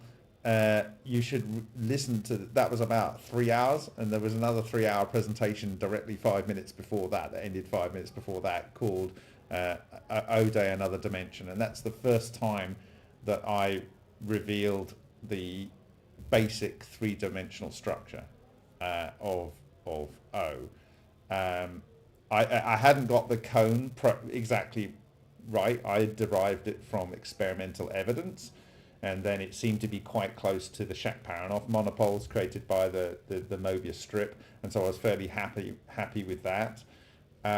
It wasn't until I had some people reaching out to me and saying that, maybe it's this, take a circle and reduce it by the golden ratio and put it on top, and then do that a couple of times, and then there was various interpretations, but it turns out that it's on the full diameter, and then you draw a circle that goes around like that, and it turns out that the Sothic triangle, as represented by the Egyptians, of a 22 unit long string that you then to 4 pegs, so 2 pegs that are 4 units across, and then you get the string and you put it, and then you just pull it up so that you've got the 4 pegs down here, and these are both 9. That gives you a good approximation for a mason to be able to chisel one out. That you wouldn't want to have a more complicated thing to tell a mason. And apparently this is in the Temple of Osiris, how to draw the Sothic triangle from a 22. So, but that isn't accurate to what nature produces. But it's pretty close. It's as wrong as mine one was, if you know, from experiment. And the other thing I learned is that the top of the Sothic triangle, not the bit where we see the circle in the center of the substructure below where the matter is destroyed, which is the subterranean level. The top of the Sothic triangle, where if you draw a circle in there, which is above the circle that we see on our samples, the point between the top of the apple and the center of the yin yang, and the yin yang and that circle there is exactly and precisely the golden ratio. And then when you look at the other structures coming in from the outside, when you do the 4 and you have 3 and then you separate them, the actual size between the bigger one and the smaller one internally, which you see on an ultra experiment exactly and precisely, and you also see in the what I call it's an experiment that Henk Uren did for me, which I call cardioid infarction, but it's basically where you see the material going through a wormhole and coming out. The actual bit that's displaced is exactly curved on this outer ring, and on the inner ring it's the full dome, and outside of that is completely flat. And those ratios are also golden ratios. So when you understand that this magnetohydrodynamic structure has all golden ratios throughout it, and on the basic 2D, and then you start making it in 3D, and it means like every fractal level down, it's got the golden ratio. You can understand how nature organizes itself in the way that it does. And this was something that Leonardo da Vinci mused over when looking at the Flower of Life, which is also at the Temple of Osiris, etched onto those stones in some fashion. And he did so much, but nature has one way of doing things, and it's beautiful. And any departure from that, you're just working against nature. And that is it. And so that presentation was showing the first 3D version, which I had in my head for about 3 years, because I've been doing 3D since I was 17. So I was modeling everything in my head, and I go, all right, I've got to actually do this model. And when I started overlaying the model by changing the orthogonal axis, I was just utterly blown away when it represented a German researcher's bubble structures in water. It represented the spiral galaxy in the Hubble Space Telescope and the James Webb Telescope. And then it represented the ultra experiments, but it also represented things in the Lion Reactor. It represented and it's all the same kind of features. And then if you wanted to represent anything else, you just needed to do the different level of fractality. And so I just feel like the luckiest man alive. In that. So if you watch that, it's called Ode Another Dimension, and then the presentation after Wiz. But I will do more detail on that. In fact, that was going to be my presentation at the Cosmic Summit. I was going to focus on the pyramid entirely, but I didn't, because I was doing other things. Yeah. So, if anyone has doesn't have any questions, I'm going to say, Laszlo, you've got a question. Yes, just one question. You mentioned shortly the new weapon, so the Oreshnik. And I was wondering when I saw those videos whether this was a direct energy weapon or something which includes plasma technology, as it was weaponized in 7 as well. Because all the military experts seem not to see it like that, so they just talk about normal kinetic weapons, rockets flying through the air, even if it's rocket man or something like that. Laszlo, what you can see very clearly is no one has gone to the trouble of showing what damage it did. Yeah, actually they showed that it didn't do any damage as this normal weapon. Yeah. So there were satellite pictures from the next day showing. So they basically said it was a dummy load. Yeah. So he said, but when we do this properly, it'll turn buildings to just fragments of dust. Is what the leader said. And when you see that coming down, I mean, it was 6 times 6. It was 36 structures that came down from one missile. So you could imagine that they were not very powerfully spun up ones. I would imagine these are basically mother of all ball lightning, but it's pure speculation. But since we know that ball lightning can turn stuff to dust and make it disappear, because we've done both in our experiments, and so is Ken Shoulders and so is Matsumoto. So we know it can do this. If you don't spin it up, it's still going to glow enough. So if you fire a bunch of these down, And we know that a stable structure is 4, but more stable is 6. So if you had a unit that was able to produce 6 structures, and when you broke those up, they came down to 6 substructures. But they're just not spun up, so they wouldn't do any damage. But they put on a or nice at least light show. not on the surface, or not on the top of buildings. Sorry, what? At least not on the surface, or not. No, not if top. it hits the surface, the charge is going to dissipate into the ground. So are you saying that it was, I haven't seen these pictures you're referring to, but is it just a flat piece of ground? No. Actually, they say we don't see any damage on the buildings on the next day if the satellite pictures are really right. Okay. Yeah, So, there are actually conflicting reports. I've heard different people saying different things. I've said some people saying, yes, it's high level of damage. I mean, I haven't actually seen any pictures of the ground after the attack. I don't know if there are those pictures. You know, I think what the leader said was, I think we've made our message clear. So, like, it's the fog of war. If they'll lie to get you into a war, they're definitely not going to tell you when someone has shown a weapon that you have no defenses against, it does some ridiculous damage. Or it's even more confusing if it does no damage at all. And then the leader comes out and says, if this was operable, it'll turn any building to dust. Like, you gotta, it's almost like he's showing his hand without showing his hand. It's like saying, I was just wondering what the 11 Mach means, because as you explained, I think it is also possible to create these orbs anywhere remotely by scalar interferometry. So actually, you don't need any physical rockets flying through the air with 10 Mach or whatever speed. No. But they can just do it wherever they want, and they can also move much faster than 10 Mach if it's just energy. So I was not sure whether it's just a bluff or some misleading information, so that people think it's a normal kinetic weapon. I'm not sure. I mean, we know what the structures can do, and there's going to be different ways to deliver them. There might be good reasons why you'd want to use a ballistic and re-entry vehicle to initiate them, because you don't have a fixed thing that you know where it came from that you can attack. You know what I mean? Because the point about Orishnik is they can be on mobile launchers, they can be underground, pop out, drive to somewhere, and you literally have no idea where they are. And they can launch and they do their business, and that's it. If you had a facility on the ground or a satellite, all these things can be dealt with.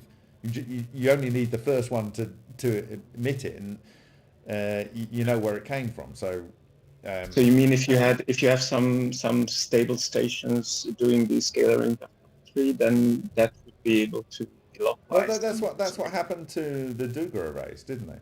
According to what's his name, Tom Bearden, the Duga array, which is 111 meter high, so-called over the horizon radar, 4 kilometers from Reactor 4 at Chernobyl, was energizing using scalar interferometry with 2 other Duga arrays, the San Andreas fault, and they were already starting to get earthquakes, and so there's no satellites at the time, so but they did have a phase conjugated array, which is interesting, and it's basically like retroreflective 3M Scotch tape, the stuff you put on your back of your helmet when you're riding. It reflects the light directly back to where it came from. So if you've got electromagnetic waves that comes over, it reflects it exactly back to where it came from. And so they thought, well, if you're going to put all this energy, we're going to fire it back to the transmitter. And the story is, that, according to Tom Bearden, is that caused the thing to basically get charge clusters build up in the array, and that they had this as an accident that happened before, according to Tom Bearden. They drained them into the ground because they had these special drains, but it oversaturated, and it travels at 2 to 3 centimeters per second. And if you do the calculations between when they hit back the energy back to the Duga array and when the reactor went off, it just basically fissioned all the material. And if you go and look, I don't know whether I published that, like Leonid Uritskev was working, he got involved with cold fusion because he went into Chernobyl and he invented the 2-ton gamma camera. And if you look at the actual lens on the gamma camera, it's really weird because it literally looks like a triskelion. It's a quantum lens made out of metal, because gamma will just go through anything, right? So they had to make a quantum lens to be able to resolve any core that might have been left in the reactor. And they had the world's largest helicopter fly this 2-ton camera a couple of 100 meters above reactor 4, and there was no core. And what they found was, he said that when they went into the reactor, there was balls of light moving around in the reactor, right? That's one thing. 2, there were large chunks of equipment that had somehow managed to move from one part of the reactor facility to another part of the reactor facility, and there was no possible gap that they could have gone through, right? And then there were pieces of metal beams that were intersecting each other. They hadn't forcibly gone into each other. They hadn't bent over each other. They just, this beam was inside this other beam, right? Mm-hmm. And he said that the extremely brittle graphite blocks in the RBK, they're about I don't know, 40 centimeters long by 25 by 25. The pure graphite blocks that are the moderator blocks. 2 things. One, these were under the, I don't know, 500-ton reactor top, and somehow they'd come out of that. It lifted up the top, these things had come out, the top had been put down, and these things had flown up into the sky and landed down around the building, and they'd not broken. You could break them in your hand. And he said, like, what they actually found was the reactor core was smeared through the entire body of the reactor. That is to say that when they cut these ultra pure, and they're necessarily ultra pure graphite blocks, when they cut them in half, they found all the typical elements you get synthesized in cold fusion, plus chunks of uranium. There's no penetration holes, there's just a bit of uranium, and we know that ball lightning and micro ball lightning can grab a load of atoms. Sometimes it transmutes it, sometimes it makes it neutral, and it can teleport it into something else. So, and what did they attack? What was the ATACMS first used to destroy in Russia? It was an over-the-horizon radar. Or, in other words, a scalar interferometry weapon. Anyway, Laszlo, what do you have?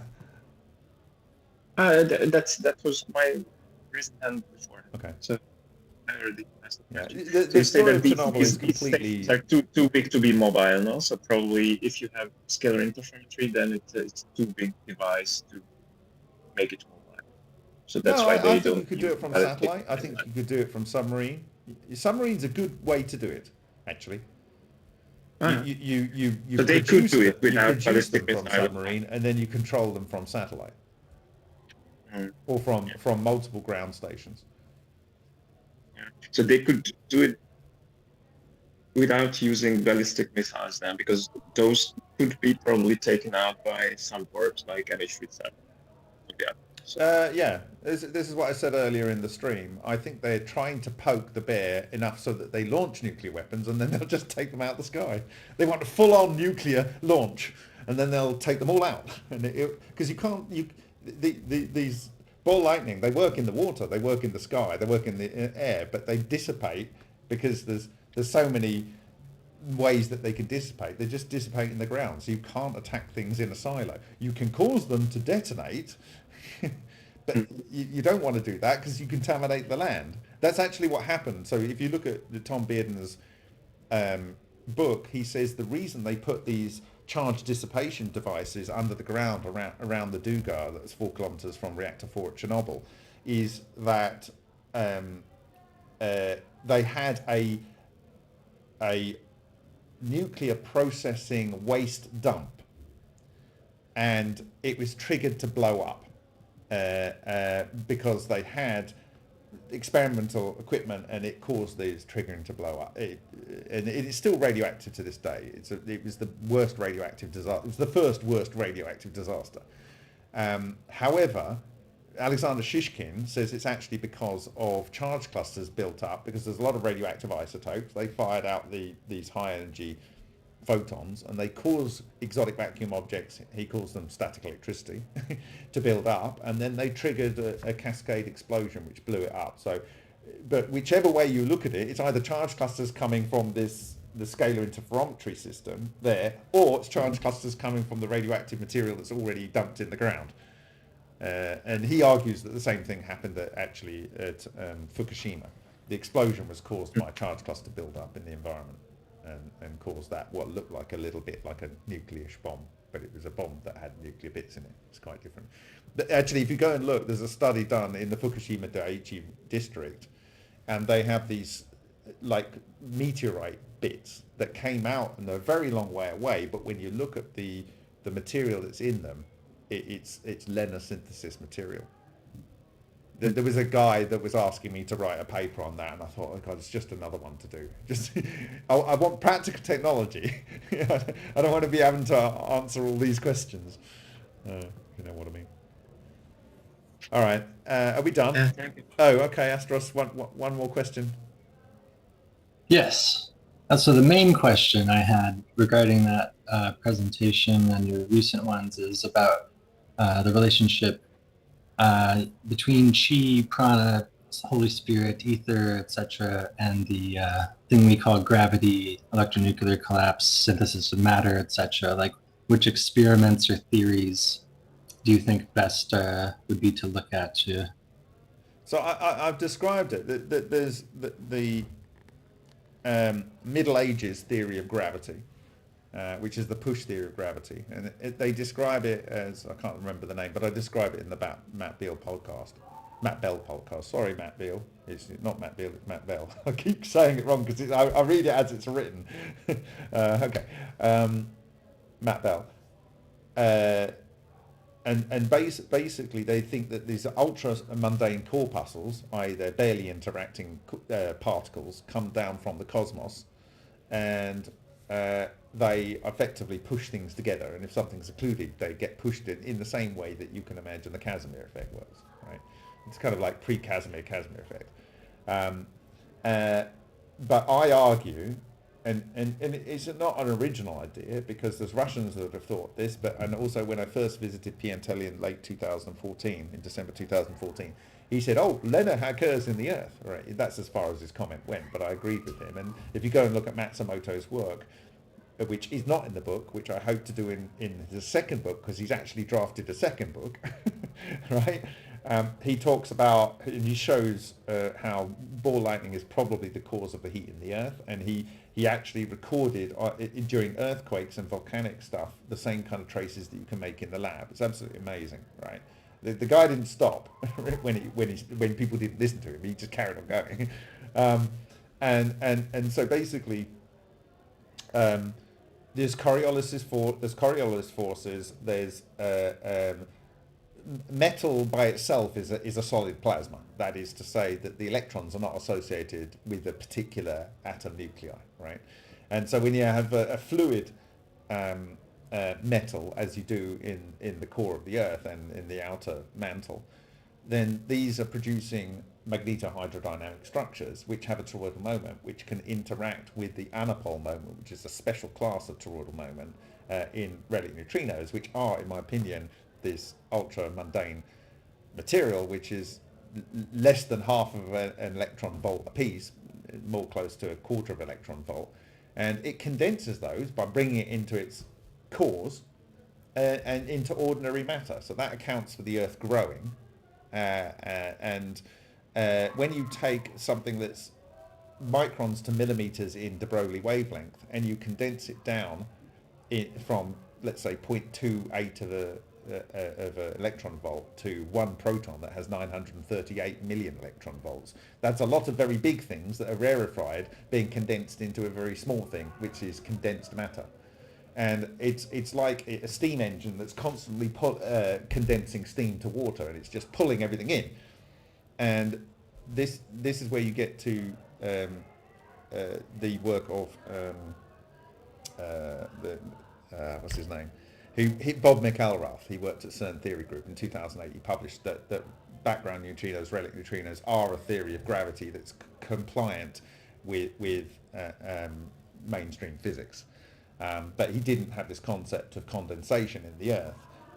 But basically, that is a gravity well, and Shishkin says that these relic neutrinos, they are what keeps the electron spinning, which is my second science question I had in my life when I was 5 years old. How do you get perpetuum mobile of electrons spinning? Well, it's because they go through the toroidal moment of the proton, which every atom has, right? And there's a toroidal moment because of the quark arrangements in a proton.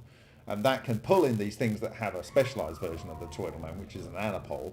And if the electrons are slightly under-energized, it captures a minute amount of energy from that and keeps them in their orbits. If they're over-energized, this relic neutrino condensate, which is the hidden energy within matter, which is the etheric matter rays of Tesla, which is the foundations for static electricity to be built on, that sheds that extra energy from the electrons into the condensate. So there's this constant breathing going on in every atom. And that is part of what inertia is, as this material is going through you. If you're trying to accelerate into it, you're asking for a higher flux to go into you. So you have to overcome that in a kind of like Wakefield approach. And so that's going through, and the gravity well is the constant condensation of this rarefied material below you, right? And that's push as this thing is going into the gravity well, which is just a constant condensator. It's pushing you onto the planet. Okay, sorry. Yeah. Does this explanation mean that in the core of a planet, necessarily Earth, the same kind of... I don't know why I can't hear you that slow. It might just be me.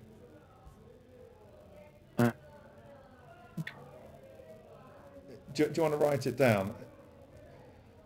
Anyway, to close out how it connects to consciousness is that essentially we have toroidal moment in our brain. I suspected it. It was proven effectively without saying it in the work that was published in June the 15th last year at Sydney Technical University. A vortex and an anti-vortex. If you go and look at my practical applications of the fractal toroidal moment from last year's ICCF, you can see the link to the paper. So the brain produces a toroidal moment, so the toroidal moment can interact with the superfluid condensate throughout the universe, which is one quantum wave function of relic neutrinos. And that's it, really. So you have consciousness linked to gravity and linked to transmutation. It's all the same shit. Bob, can I ask you one last thing? If you remember you were talking about the chi being sucked out of a room, yes, leading to an experiment ceasing to work. Yes. If there's no chi and there's no flux of neutrinos, it's not good for life. It's not good for life at all. Well, okay, not good for life, but what about gravity and inertia? It's still working through. Well, okay, there's such an abundance of these structures that a small adjustment to it is measurable, so that you can't. How should we say it? There's an event horizon on these structures, and the event horizon is very, very tight. So in the work of, as I said earlier, in the work of, what's his name? Parkhomov, he found that it was about 20 centimeters around. I would expect there would be gravitational problems in that area. I would expect there'd be gravitational problems. So as long as one stood well away, one could demonstrate anti-gravity or removal of inertia or something of that sort. It's a very small variation, but it's enough so that you can't keep producing these clusters, essentially. And then it might be that you get the structures to a point where they're so self-contained that they stop interacting with the environment around them. So they're spun up enough so that they stop interacting. So the examples I would give is in Matsumoto's work, he ended up with spherical sections taken out of a piece of iron, out of a piece of palladium. John Hutchison saw the same thing. Out of a piece of iron, when he cut it open, there were spherical sections cut out of it. And Henk Uren, we visually saw the spherical thing, and when it went away, there was a spherical section taken out of a copper pipe. So, like, I think within that boundary, everything is consumed, and it moves away, and it might leave a hole there, and it certainly leaves probably a vacuum structure, and it might explain why, when you run these experiments, you see these hemispheres forming, and when you turn off the power and you turn it on again, they form in exactly the same position. Now, you might say it's just where all the charge and spatial charge is arranging itself. But these things do appear to live in metals indefinitely, and so there's some sort of flux, and Tesla described the etheric matter streams to continue for quite a period of time after he stopped producing the stream. Like in the beam, there was a continual flux or a stream of this thing. So I think of it like a Dyson air blade. Like you have the initial flux that you produce, but it entrains a lot of the etheric matter that's in the environment.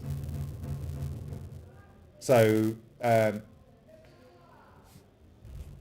yeah, did that answer your question? I don't know whether it did. In part, Bob, thank you. It's an interesting conundrum. Will take a bit more thinking, I think. Well, I like I say, there's a constant, like I say, in Xu Wenju's work, there is diffusion, but it might be that there's a critical threshold. Let's say, so like you've got a trillion of these units over here, and you've got 2 billion less than a trillion here. So you get the diffusion, but when it's at this level of density, it's insufficient to allow certain things to occur. So for instance, if you look at the original person in classified research in Russia, Ivan Filimenko, in the 1950s, he did a palladium and deuterium boiling water reactor. And he also claimed that produced a form of radiation that could transmute beta isotopes, but he also found that it could shield radiation, and I didn't know what that meant. I never really understood what the shielding of radiation meant. But then if you go and look at Anatoly Klimov's presentation at this year's Russian Cold Nuclear Transmutation and Ball Lightning Conference, he said, and you can go and look at it, and I did as best translation as I could, he said, and this is the whole premise of his second presentation, that after he ran his inflow plasma vortex reactor, PVR reactor, which he has a patent for, and it was derived out of spending a couple of weeks with Ken Shoulders, and it has a Tesla coil in it, right? He says that using a gamma emission source in close to the reactor, the rate of gammas that you detect from that gamma source drops, which means something that is able to pass a gamma ray is now not there. So if you move it away, you get the same normal gamma counts from that detector and that source. So I think what Ivan Filimenko saw was a reduction in the density of the medium through which high energy photons can transmit. And it might be that, so I think we get into the answer here. Sorry, it's real time. Basically, in the work of Dr. Parkhomov, he found by using diffraction gratings that what he called originally N radiation, but because it does beta isotope transmutations through inverse beta decay, he knew it must have been a neutrino-like material. He said it's microns to millimeters, right? Now, microns isn't the same as millimeters, is it? Right? So there's quite a lot of distance between a micron and a millimeter. So it might be that a particular structure is able to capture certain wavelengths of these structures based on its self-organized level internally. And it might be that the ones that are most effective for manifesting gravity are a particular type, and you need to get a structure to a certain level of quantization before it can interact with those that allow for the mean propagation of the gravitational field. Okay, Bob, now you're talking. That makes much more sense. That makes more sense to me. Yeah, I had to work that through in my head. You saw me what I do sometimes when I'm sitting on the toilet. That's me real time doing it. Fine. You got there. Yeah, you have to spin up a structure, and I hope maybe that we'll be able to demonstrate that next year. Spinning up a structure and doing something really you wouldn't believe it. Does it mean that the strength of the gravitational field not only depends on the mass itself, but some properties of the matter?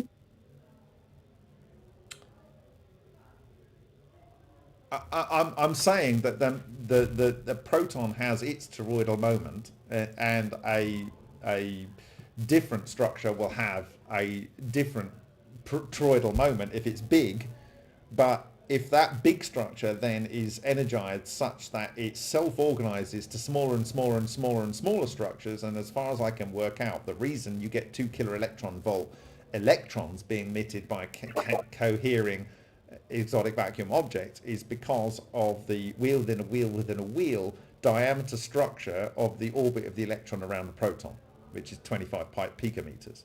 Okay, and that limits the minimum toroidal size. And so I think that your initial toroidal dynamic structure might barely interact with the thing that causes gravity. But when you get it spun and spun and spun, you keep, you've got a spinning top and you keep knocking it round and knocking it round. You're providing it a little bit of extra kick of energy, and it's self-organizing into smaller and smaller fractal substructures. It gets to a point where it can interact with the medium through which we experience gravity. Okay.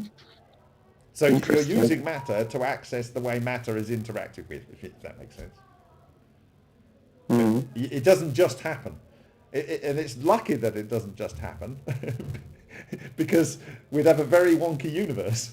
Everything would be going all over the place all of the time. Yeah, my understanding until now was I thought that mainstream physics teaches us that it is really just one variable, the amount of mass, and then we have a linear I'm saying if you're corresponding making an gravitational anti-gravity force. device, the other thing is it has a directional beam, Paul. So you might be removing rarefied material in a field around it, but as it spins up, it produces, the gravitational wave comes out of the front of it and the disruption beam comes behind. This was observed by, what's the guy who did the spinning superconducting disks? The disruption beam comes out, the beam comes out in front, and it comes out of arse. It depends which way you've got it oriented. But one way it disrupts matter because it's literally pulling stuff out of it, and it focuses it into a beam, and there's a beam that comes out the top. We see this in our experiments where they're self-organizing. So it might be that there's a rare refraction around the outside that could explain Klimov's observations, which I believe explain Ivan Filimonenko's observations in the 1950s. But this gravity beam would be, if you knew the orientation of your structure, if you had it one way up, it's going to be churning the material underneath it. If you turn it round, it might be having a flux of a gravity wave going through it, a high frequency gravity wave. We see it in the experiments. We got like one that's coming over here, and this one's coming over here, and they don't care about the cathode and anode. They don't care about the magnetic effect or the electric field effect. But when they get close to an event horizon, they immediately start orbiting around each other, or they orbit around the forward direction. So like it's actually you've got something traveling in this direction, and this one starts orbiting around where that would be in the next frame. Do you know what I mean? So there's something coming out in front.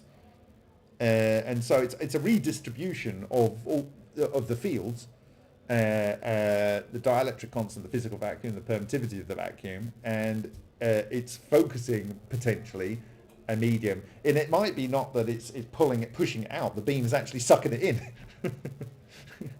And so you're seeing a beam, but it's actually not going out. It's coming in. It's a focused vacuum.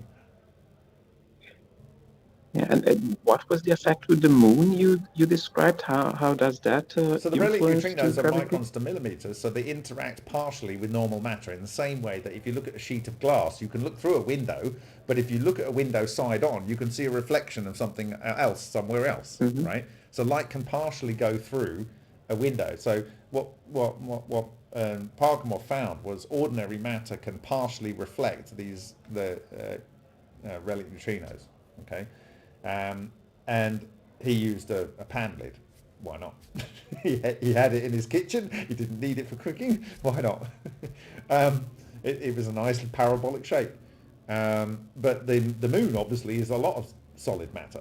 So that this material can travel through the moon, but it's going to interact with all those atoms, and it can partially be reflected and partially reflected.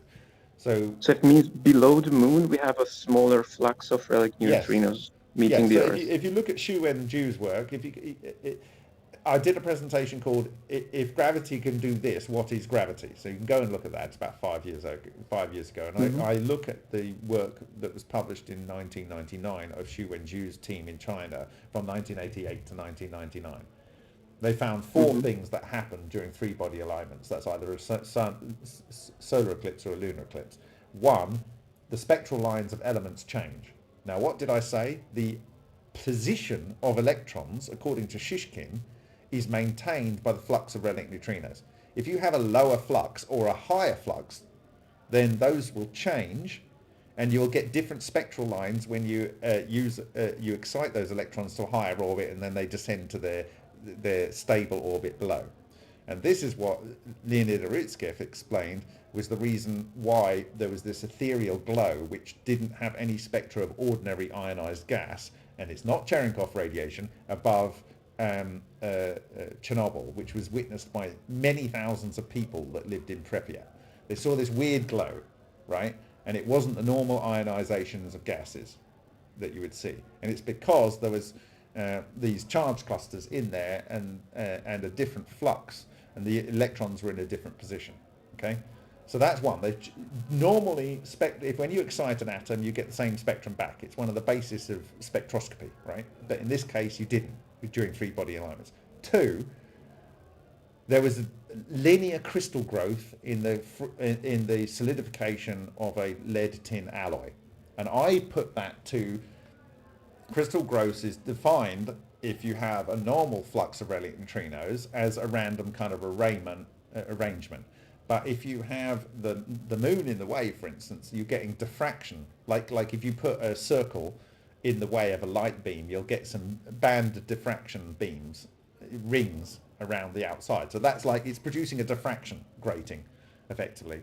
And so the crystals grow in lines. Then the third thing that he found was this sideways movement of a brass sheet. And the fourth thing he found was cesium-137 and rubidium-87 beta isotope atomic clocks changed their count rate. And that's flat up changing of the weak force interaction, which must involve a relic neutrino or a neutrino of some type. So he didn't know, he didn't have an explanation because it's inverse beta decay. That's the whole basis of Parkhomov's book, wherever it is. It's the whole basis of Parkhomov's book. Is inverse beta reaction, and so he didn't know that what was causing these four effects, but we do know that relic neutrinos and all neutrinos are gravitationally lensed. They interact with two things: gravity and the weak force. That's it. And also, in my view, the toroidal moment via its anapole, which is a special case of the toroidal moment. Does that answer your question? Great insights. I also read that the Kundalini effect or awakening is better when the moon is in a certain position. So probably it relates to this. So what? So the Kundalini awakening or Kundalini effect in the human body. I heard that it's happening easier when the moon is in a certain phase. Oh, for sure. I mean, the moon, any gravitational alignment will affect any living organism, and that includes the Earth, the moon. The moon isn't so alive as the Earth, obviously. The sun, the solar system, the galaxy, the universe. Yeah. Really interesting. Thank you. That's okay. And we've just had Charlie C join us. Was there something you wanted to ask Charlie C? Because I'm signing off. I don't know if anyone else is. Hello. Yep. Just sign in, say hi. Hi. I don't know if you, the last video, you mentioned some of the shielding from EVOs. Yeah. If you have any more comments. I worry about you, Charlie. I keep saying I worry about you. Thank you. Yeah, and not from shielding the person actually, but shielding the equipment too, because Yes. the disruptive nature of EVOs and eating the metal of the structure. Maybe you had some curious ideas of maybe using ceramics to shield the metal components from the EVO. Is there more you could if you want to prevent them going through, there's a couple of approaches. Excite them if they're already in the excited state. A ferrous material will stop them to a degree, right? Because they express when they're actually. They might not express their magnetism whilst they're on the non-radiating boundary, but as soon as they try to go in through the non-radiating boundary into the inside, there's intense magnetic fields in there, and so they'll get stuck half in and half out. That's why you get hemispheres, in my view. The magnetic structure is like it gets locked in halfway, and it either gets, depending on its fractality, it'll get locked in one orthogonal position, right? So you get rings or you get lines, and they move along they typically go in and then move along the surface. So if they're in the white mode, then magnetic materials or paramagnetic materials can interact with them, in my view. If they're in the dark mode, then you need to excite them. And the only way you can excite them is with either a charged surface, which is great, because in the Vega experiments, the cathode is the whole reactor. So not only is it made of not steel, it used to be made of steel, but I said to Hank, can we have this as mild steel, please? I want it to be ferromagnetic, right? And don't take it above the Curie point of iron, please. And then secondly, the whole reactor is negatively charged. Now, why do I say this? It's because of something that was shared by Slobodan Stankovic. He put some HHO through a capillary tube that he'd made using HHO in a graphite crucible, and he then videoed or got images of two twisted vortex beams which did not diverge. And I said, look, this looks like coherent matter, and it's formed because as the HHO has gone in, it's formed fractal toroidal structure. It doesn't matter where you point it through a capillary. At some point, you're going to get the shear forces, and you're going to get those rubber bands twisting and linking and producing a fractal toroidal structure. And it comes out, it produces the phase singularity in the center, and it produces those two vortex bits that it comes out. So he showed this. And so Anatoly was in the room, and he got very excited, and he started asking questions, and then as soon as he could get away with it, he published formally classified research, as far as I'm aware, on plasmatrons, where they create charge clusters using a microwave in a microwave chamber, and then use a spark discharge to blow them up, and then the fragments come through a polycarbonate capillary tube, and the fragments are still ball lightning. But as they come through the capillary tube, they will self-organize into a fractal toroidal geometry, and he gets this thing that comes out, and it comes out in three components. One goes down, one goes up in different fields, and the other bit doesn't care about even a Mach 2 blast of air, which is the fastest air source that they had. It just goes in a straight line through Mach 2 air jets. And it also would go through any mesh of metal. But what they found was if they got a mesh and they charged it to negative 2,000 volts, there's that 2,000 volts again. It would hit the mesh because Ken Shoulders says you can't go over 2,000 volts because it'll like break EVOs up. Like if you want to tickle them into being useful, it would hit the mesh and it would stop dead. This thing that would go through a Mach 2 airstream, right? So it's not interacting with it's not ionizing the air particles that are going in a Mach 2 stream, and it's not physically interacting with them, which means it must be neutral. But when it hit that mesh that was charged 2,000 volts, it stopped dead. Nothing was coming out the other side. Okay, so my shield, which I have, is aluminium. I have 7 layers of aluminium on each side, and then interspersed with cellulose, which is cellophane, which is made of cellulose. So I've got air, aluminium oxide, cellophane, times many layers of impedance changes. So I'll give it plenty of opportunity to get excited. And I think that the aluminium, because it's sufficiently conductive, it will interact with that. But I connected a load of washers through it so that I can connect it to a negative supply, so that optionally I can have that charged, but I don't want to touch that if it's at 2,000 volts as well. So, it's about like which risk is greater to me immediately. So I think that's an active shield, but I think the passive shields are quite effective as well. But like I worry about you because you do a lot of these experiments, and you're a young man, and I don't know if you've got kids yet, but yeah, I do. Yeah. But like you mentioned, I'm trying to see if it's feasible to shield the equipment itself, so it from being destroyed from the metal, like to have the layers inside the spheres, like in the plasmon, the thunderstorm generator. The equipment is also being overworked. When they overclock it and they overrun it, that's when the metal spheres start to receive damage. So well, I don't know. You see, we don't know at what level that's happening in the thunderstorm generator. We just don't know what level it's happening. We don't know when it happened, because we know in 900 seconds we could produce a lot of the iron-rich crenellated spheres in a cavitation reactor, right? With what my colleague Alan Goldwater did. So that particular reactor that I looked at ran for 500 hours over 8 years, and we said that we don't know which part did it do it all of the time. But what I do know is once the structures have been there, they should be embedded into the metal. So it wouldn't take a lot, in my view, to get them reactivated again. And you might not necessarily see them working for them to actually be working. But it's when you push them over a limit, they will produce the flux loops, and we know the flux loops will go through metal. You see the flux loops literally in the 2019 paper by Bogdanovich et al., where they create ball lightning from plasma flow electric discharges. And they show the one monopole this end and the one other monopole this end, and the flux loop, it's like floating in the water vapor, right? And they say it's a monopole on either end. They're not even being shy about it, right?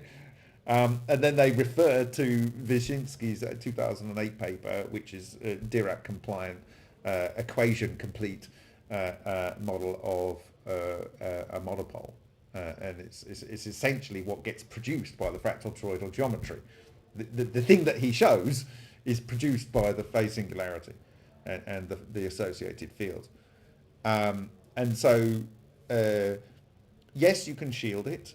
I think charged metal is one way. So like it depends what's going on. The other thing is you can utilize it. So if it goes into graphite's like what you could see by when we were working with a Marsa gas is if you use a Marsa gas well below 1,000 degrees, it'll vaporize tungsten. It's not vaporizing tungsten, it's transmuting it and turning it into fine dust particles. Because when we sucked the dust particles into a face mask before they were fashionable, when you look at it, there was chunks of tungsten, and there was the same transmuted elements which were never there, which were also on the tungsten which had been impinged by the gas, right? So you smashed up pieces of tungsten, and in the filter, like totally unique experiment. On the bolometer, it wasn't over 1,000 degrees, like 700 degrees. Not even at the temperature the tungsten should be oxidizing, okay? And then you look at the titanium, I think one of them was 700, the other one was 300, so in those kind of ballpark hundreds of degrees. Titanium just went whole straight through. But if you took 10% of a hydrocarbon gas and added it, the temperature went way, way up. Like the titanium went from whatever it was to 1,200 degrees. The tungsten went much, much higher. But it didn't do any vaporization. It didn't glow as brightly white. It glowed orange. So carbon is good at thermalizing whatever this material is. And in that respect, anything that is a neutron capture, a neutron moderator, will interact with these structures because they're actually neutral for whatever reason. And actually, if you have carbon which has benzene rings, or it's like a packed, graphite effectively is sheets of, hexagons essentially, but they have these delocalized electrons which effectively kind of like a toroidal moment anyway. So I think that's part of what's going on with how carbon's very good. It's something I don't know where I read it. It's about 32 times better at thermalizing. So this is if you want to create heat, but if you want to use that strange radiation, you need a secondary material like lithium fluoride, which was identified by Alexander Parkhomov. So he had a generator, which was literally a tungsten filament light bulb overdriven so that the core was running, the actual wire was at 2,500 degrees. And at that temperature, about 50% of the weight of the tungsten filament is producing cold neutrino equivalents. And that's basically, you've got the atoms of dense matter smashing together, and they produce a vortex and an anti-vortex. They produce a cold neutrino and a cold anti-neutrino, and they flood out. And then you interact that with material that can interact with a weak force. And he found that within that secondary material, lithium fluoride, that he got the most heat gain over control materials. So, if you're producing a flux of these things, if you can stop them in a material that then gives you thermal heat gain, and ideally we will be able to in the next year either see Rossi deliver, and I said earlier in the stream, I've moved from 80% a couple of weeks ago to about 90% certain that he has what he's claiming. If he has what he's claiming, we need to be using the flux of strange radiation that will definitely be coming off this. And so like you can produce heat from that as a secondary bonus over and above the light that it will be producing as a predominant output. So shielding technology is basically magnetic if it's or paramagnetic if it is in the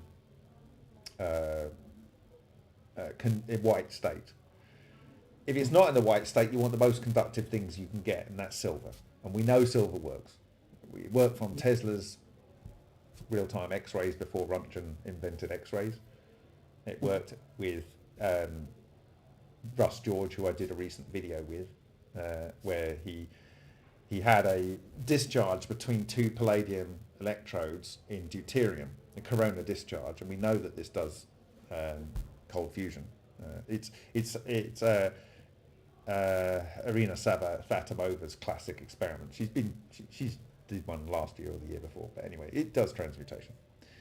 And he found he had a Geiger-Müller tube outside the reactor, and he accidentally put some metal in between, and the counts, which were basically background forever and a day, suddenly went very, very high. And he then oh, I wonder if it's the type of metal. So he kept putting different types of metal, and he found when he put silver in, it produced the most ridiculous number of counts. And he got totally scared because he thought if this was neutrons activating the silver, he should be dead already. The flux should be phenomenal. So he went to Edward Teller and said, look, what's going on here? Look at this data, and this is the experience. He said, oh, we call these mashunigons, which are called which translates in Yiddish to crazy particles, which is interesting because that was in the early 90s or in the 80s or something, I don't know, 89 or whatever. It must have been when Edward Teller was alive and the cold fusion had happened. So those two things must be true. Otherwise, Russ George is making it up. But anyway, he said silver was the thing that did it. And it wasn't until 10 years later or so that Leonid Oretskev talked about what they call strange radiation. But it was crazy particles by Edward Teller and strange radiation. And you want to be able to use these things. So silver is the thing, and that is the basis for the patent for Shishkin, which I've done the translation on remoteview.icu, so you can go and see that. And so we're going to look at testing various ones of these different technologies, because this is why I've been focused on the radiation for 4 years. What can we use? Because I've got a video you can go and see on my channel, which is from Sochi in 2008, and you've got Dmitry Baranov, Valery Zatelepin, and Alexander Parkhomov, and they're both mocking Alexander Parkhomov because he's got his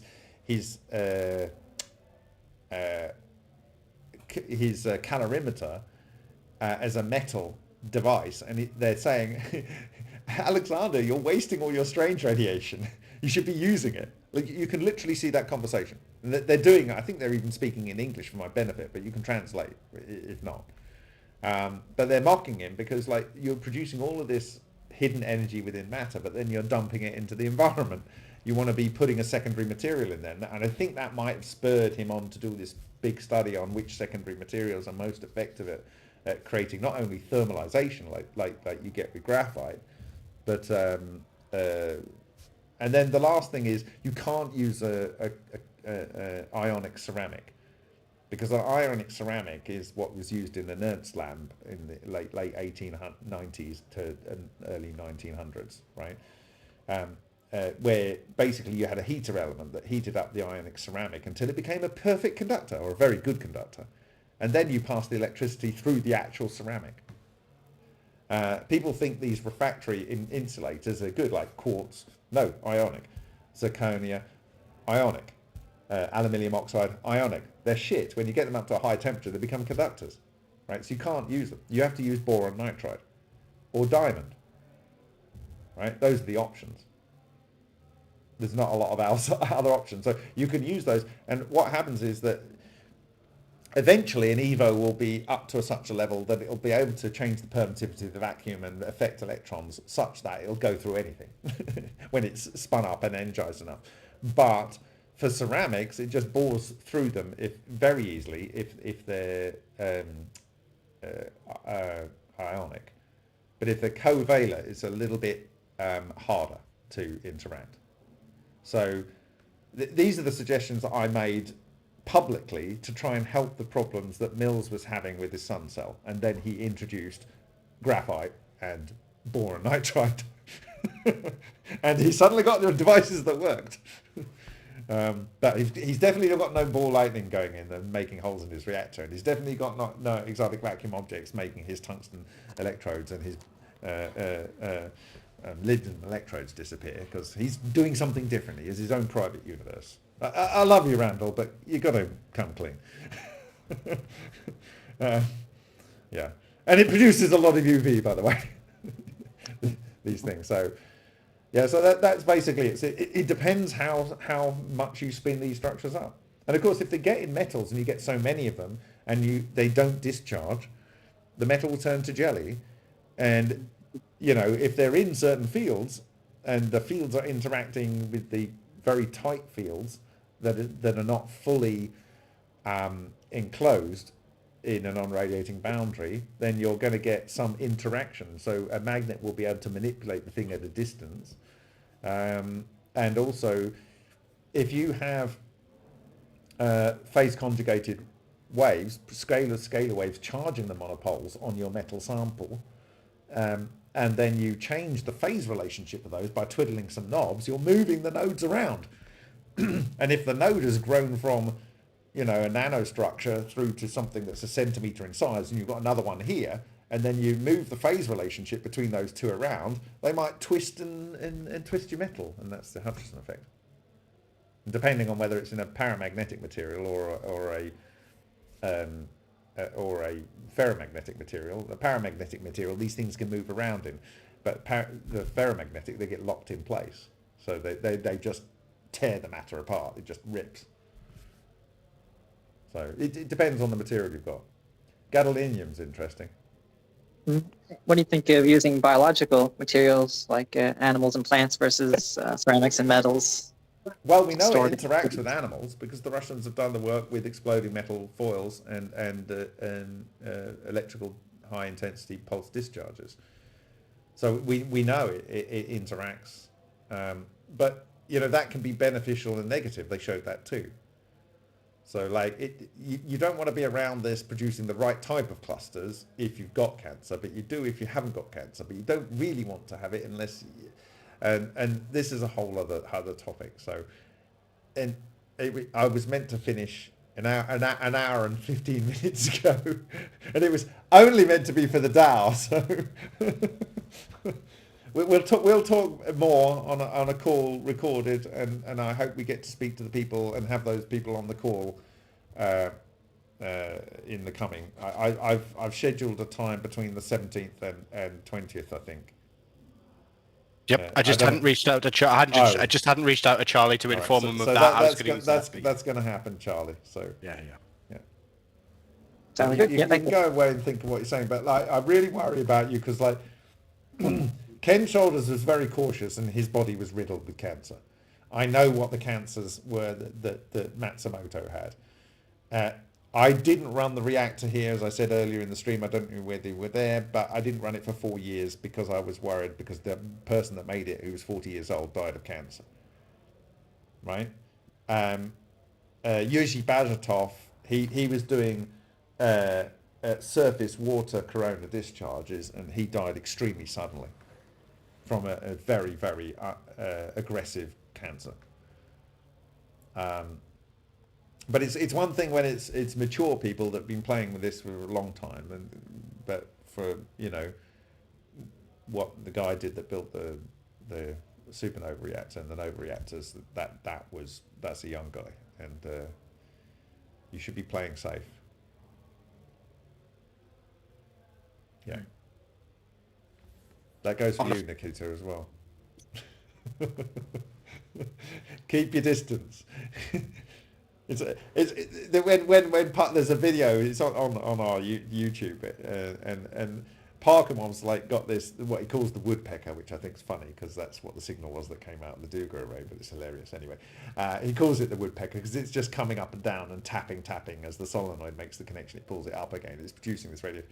And someone goes, don't you worry about the strange radiation that's coming out? So he says, no, I've got it in another room. He said, don't worry about it at all. I'm a long way away from it.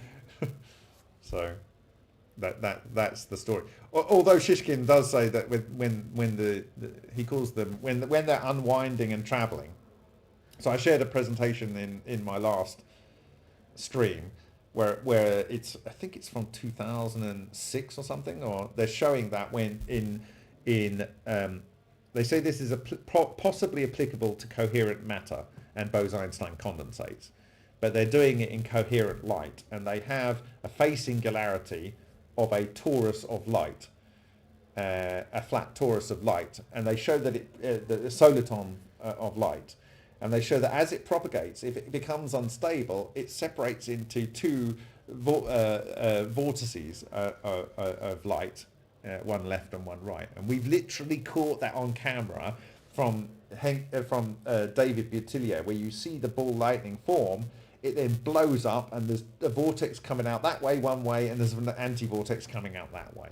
So we're definitely producing coherent matter, and we're definitely seeing the birth and destruction of the coherent matter. And the strange radiation tracks are these interactions of this coherent matter and its substructures as a traveling wave. I call them coherent matter traveling waves with other materials, which have got a much higher. The matter has a higher binding energy than ordinary matter, so it interacts in very weird ways. It's a different, as Ed Lewis intuited and spoke about on his stream with the Russian community last week or the week before. It's a new phase of matter. We're creating a new phase of matter. It's more solid than solid, although it looks like it's a plasma because of what it does near to it. In the interaction with matter near to it, like in the Bogdanovich work, they're moving around on a piece of metal 2 days after the experiment shut down. Like, no one's feeding it energy. It's just sitting there moving around on video, glowing. But it's glowing because it's keeping itself alive, and in the process, when I talk about how the energy system works, which, okay, so here's a little parting gift. If the Kickstarter is successful, and the closing date is the 12th, sorry, it's the 24th of the 12th, 24 at 2400 hours California time, right? So like Christmas Day in California, as soon as you go into, if it's positive, I'll have a gift for you on the energy side. That's my sweetener in this story. I think I've cracked how you don't need to fuse matter. You don't need to even have all the other things that have been said that these structures can do. You can literally do it from something that has been suspected since 1912. And so you can probably make a safe permanent energy generator out of this. Well, you're 1/8 there already, Bob. What's that? You're 1/8. Hey, there. Fantastic. Awesome. Well done. Whoever that was. Thank you. Cool. All right, so I'm done. Does anyone else have anything closing to say that is not a question to me? Because I might have to answer it. Thank you, everybody. Thank you, everybody who's joined us. Thank you for your input. Thank you for your feedback. Thank you for everything involved in the DAO. You've all been amazing, and I look forward to working with everybody going forward. So thank you very much. Okay, good team. Sweet, guys. Good night, everybody. Thank you. Later. Sorry, I've not given you enough love in the chat, but I'll see you later. Okay. Good night. Cheers. Bye-bye. Bye-bye. Bye-bye.